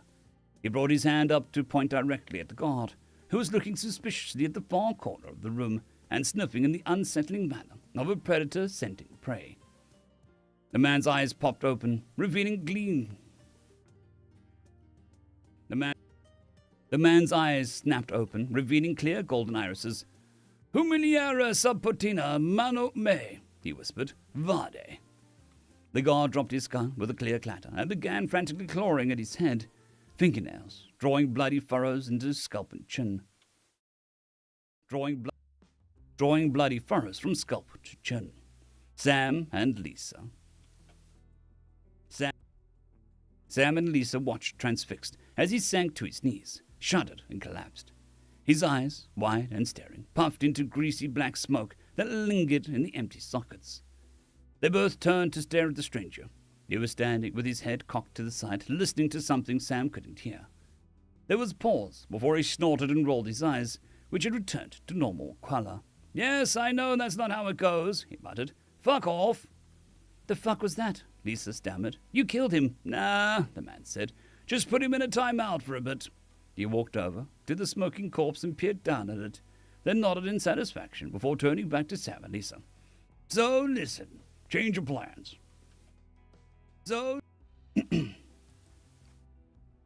Listen, change of plans," he said. "After this, there's no way you're making it out of here on your own. So your dumb asses are going to stick with me. Do what I say when I say it, and you might live. No promises." "Dude, what the fuck is going on?" Sam asked. "Who are you?" "Right now, I'm working on a pretty massive headache," the man said, taking a small flask from his coat. "And you can call me Ethan."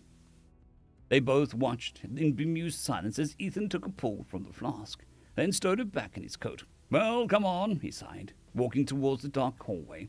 "Let's get this over with."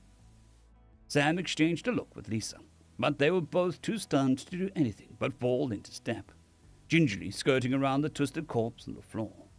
They followed Ethan as he picked his way forward in the dark, occasionally pausing at intersections and consulting something they couldn't see before moving on. After several minutes, they arrived at the walkway above the cavernous, dimly lit space that stretched out before them, filled with rows of tables, where emaciated-looking people sat listlessly stitching shoes together.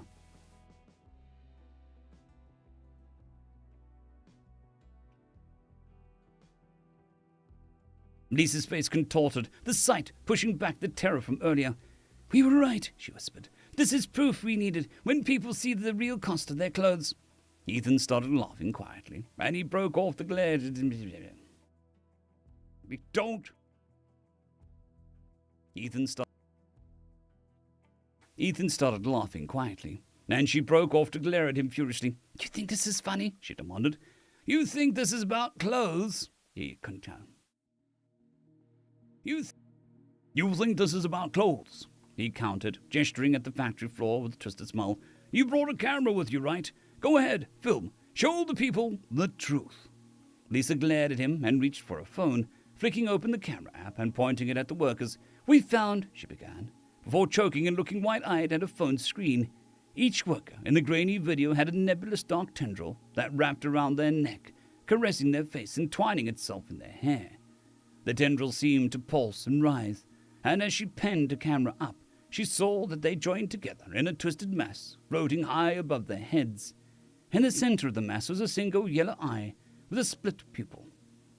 In In the center of the mass was a single yellow eye with a slit pupil that stared down at them greedily, flicking its attention to each worker in turn. "What is this?" she sputtered, horrified. "What's it doing?" "That'd be a demon. That would be a demon," Ethan said, drawing out another wooden token, "and not one of the fun ones. It's a farmer." "A farmer?" Sam asked faintly. "Tending to its crop," Ethan confirmed. "Degradation, misery, loss of innocence. Tasty snacks for a demon." He clamped the token against his thumb, and Sam saw another splash of blood well up. Lisa gasped, and Sam looked at the phone. The yellow eye had shifted, and it was still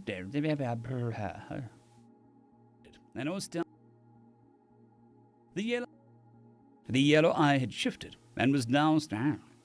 The yellow eye had shifted and was staring directly at them. "Ethan, it's..." Sam stammered. "Yeah, I see it."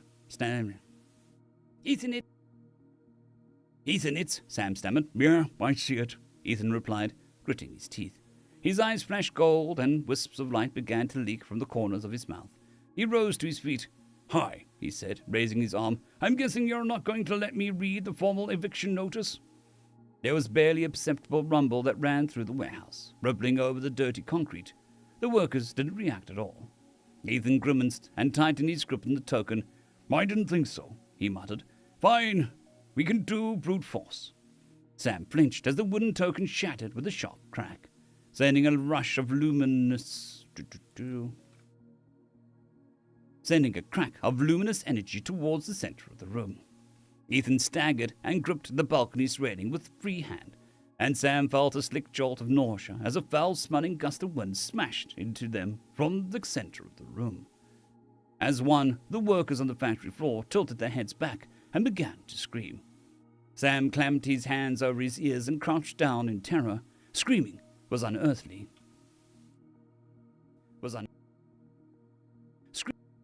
The screaming was unearthly, so loud and raw that it drove every thought from his mind, except that he wanted it to stop. Stop! Stop! And it did. The workers collapsed at their tables, while Ethan fell to his knees, breathing heavily and clutching a hand tight over his ribs. "Oh, damn it," he winced. "Fucking overachiever. Couldn't just go quietly, no. Had to make that damn show of it." Lisa stared out at the fallen workers on the floor, lying incinerated. Lisa stared out at the fallen workers on the floor, lying insensate,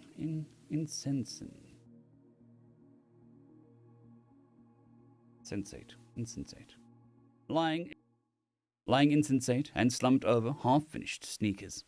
"Are they dead?" Are they dead? She asked tremulously. "No," Ethan wheezed.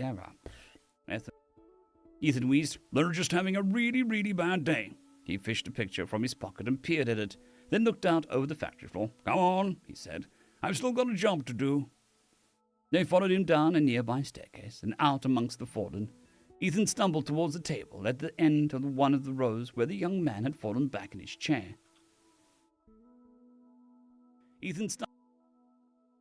Ethan stumbled towards a table at the near end of one row where a young man had fallen back in his chair, mouth hanging open as he stared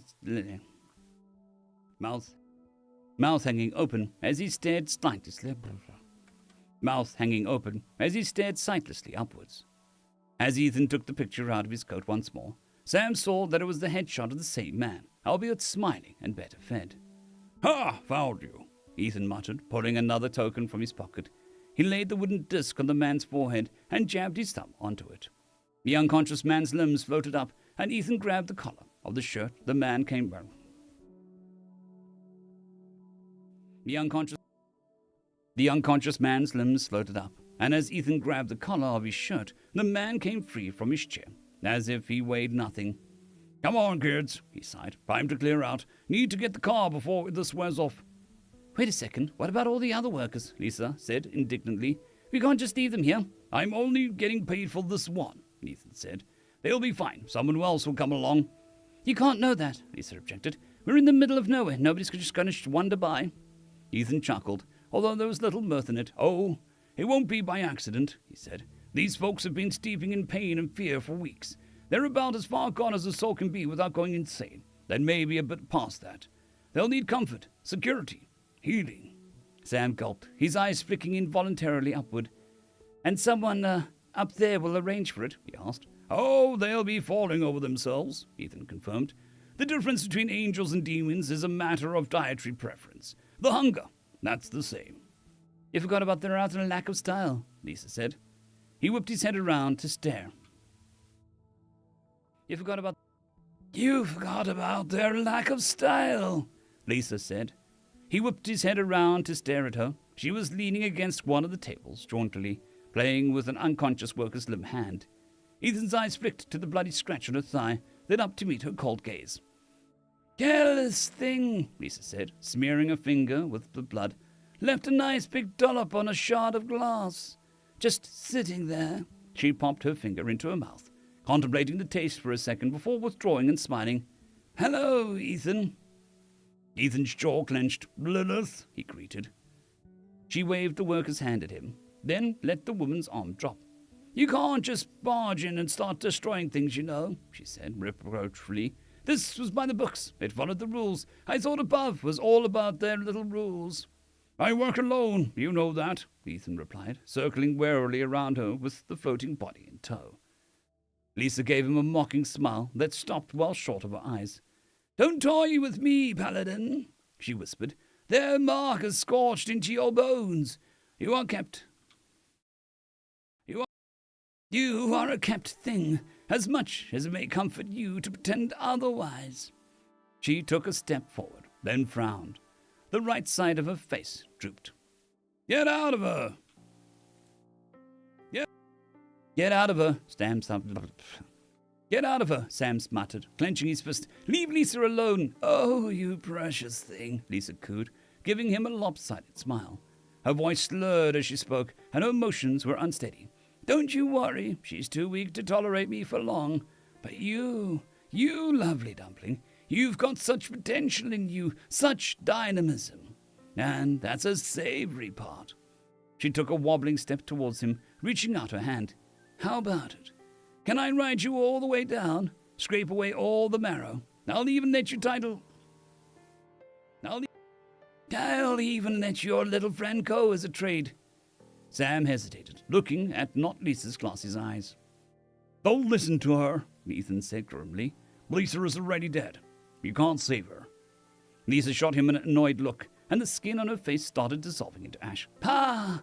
No fun, she muttered. No fun, she muttered dustily. You dried out piece of gristle. Humans are supposed to be changeable. It's literally why you were made. It's no fun if you stick to your guns all the time. What would you know about change? Ethan asked softly. You'll never know what that's like.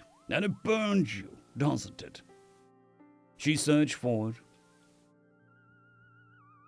She stared. She surged forward, stopping just short of his face, tongues of flame curling up in empty eye sockets, and she leered at him with a skeletal grin. His favorite children, she whispered mockingly. One day, Paladin, I will have a vessel that can hold me in my fullness. On that day, we'll learn about the change together. I will rasp the mark from your bones and hold the taste of your soul on my tongue. Ethan leaned in as close as he could, the flames from her face singeing his eyebrows. Little honey, he said softly, it's a date. With a gasping cackle,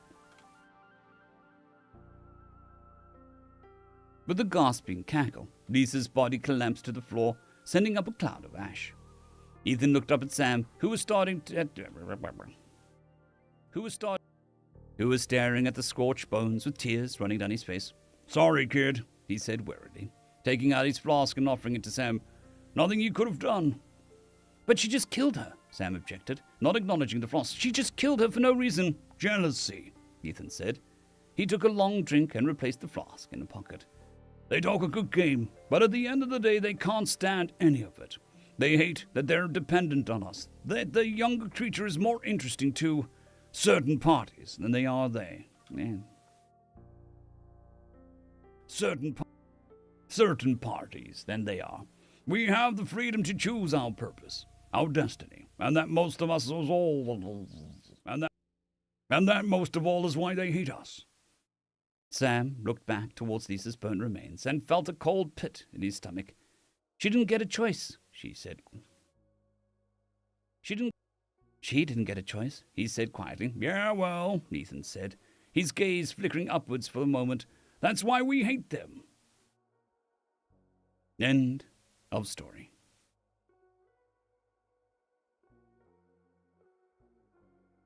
Reminds me of Constantine. Definitely Constantine vibes.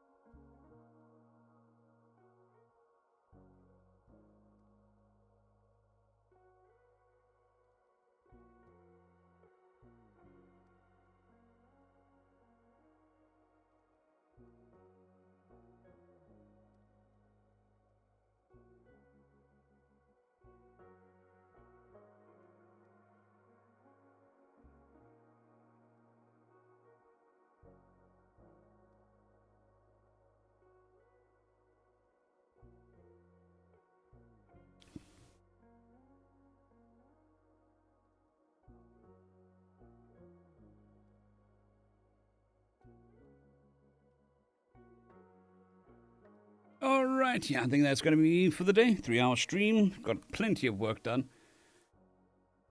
Ooh, scratch. Oh. Thank you for spending your time with me. It is very much appreciated, especially in this time where everybody's trying to drag your attention to their way. I'm very much honored that you'd spend your time with me. I hope you all have a fantastic day, night, evening, whatever it may be. And I hope to see you tomorrow. Thank you all for joining. Goodbye.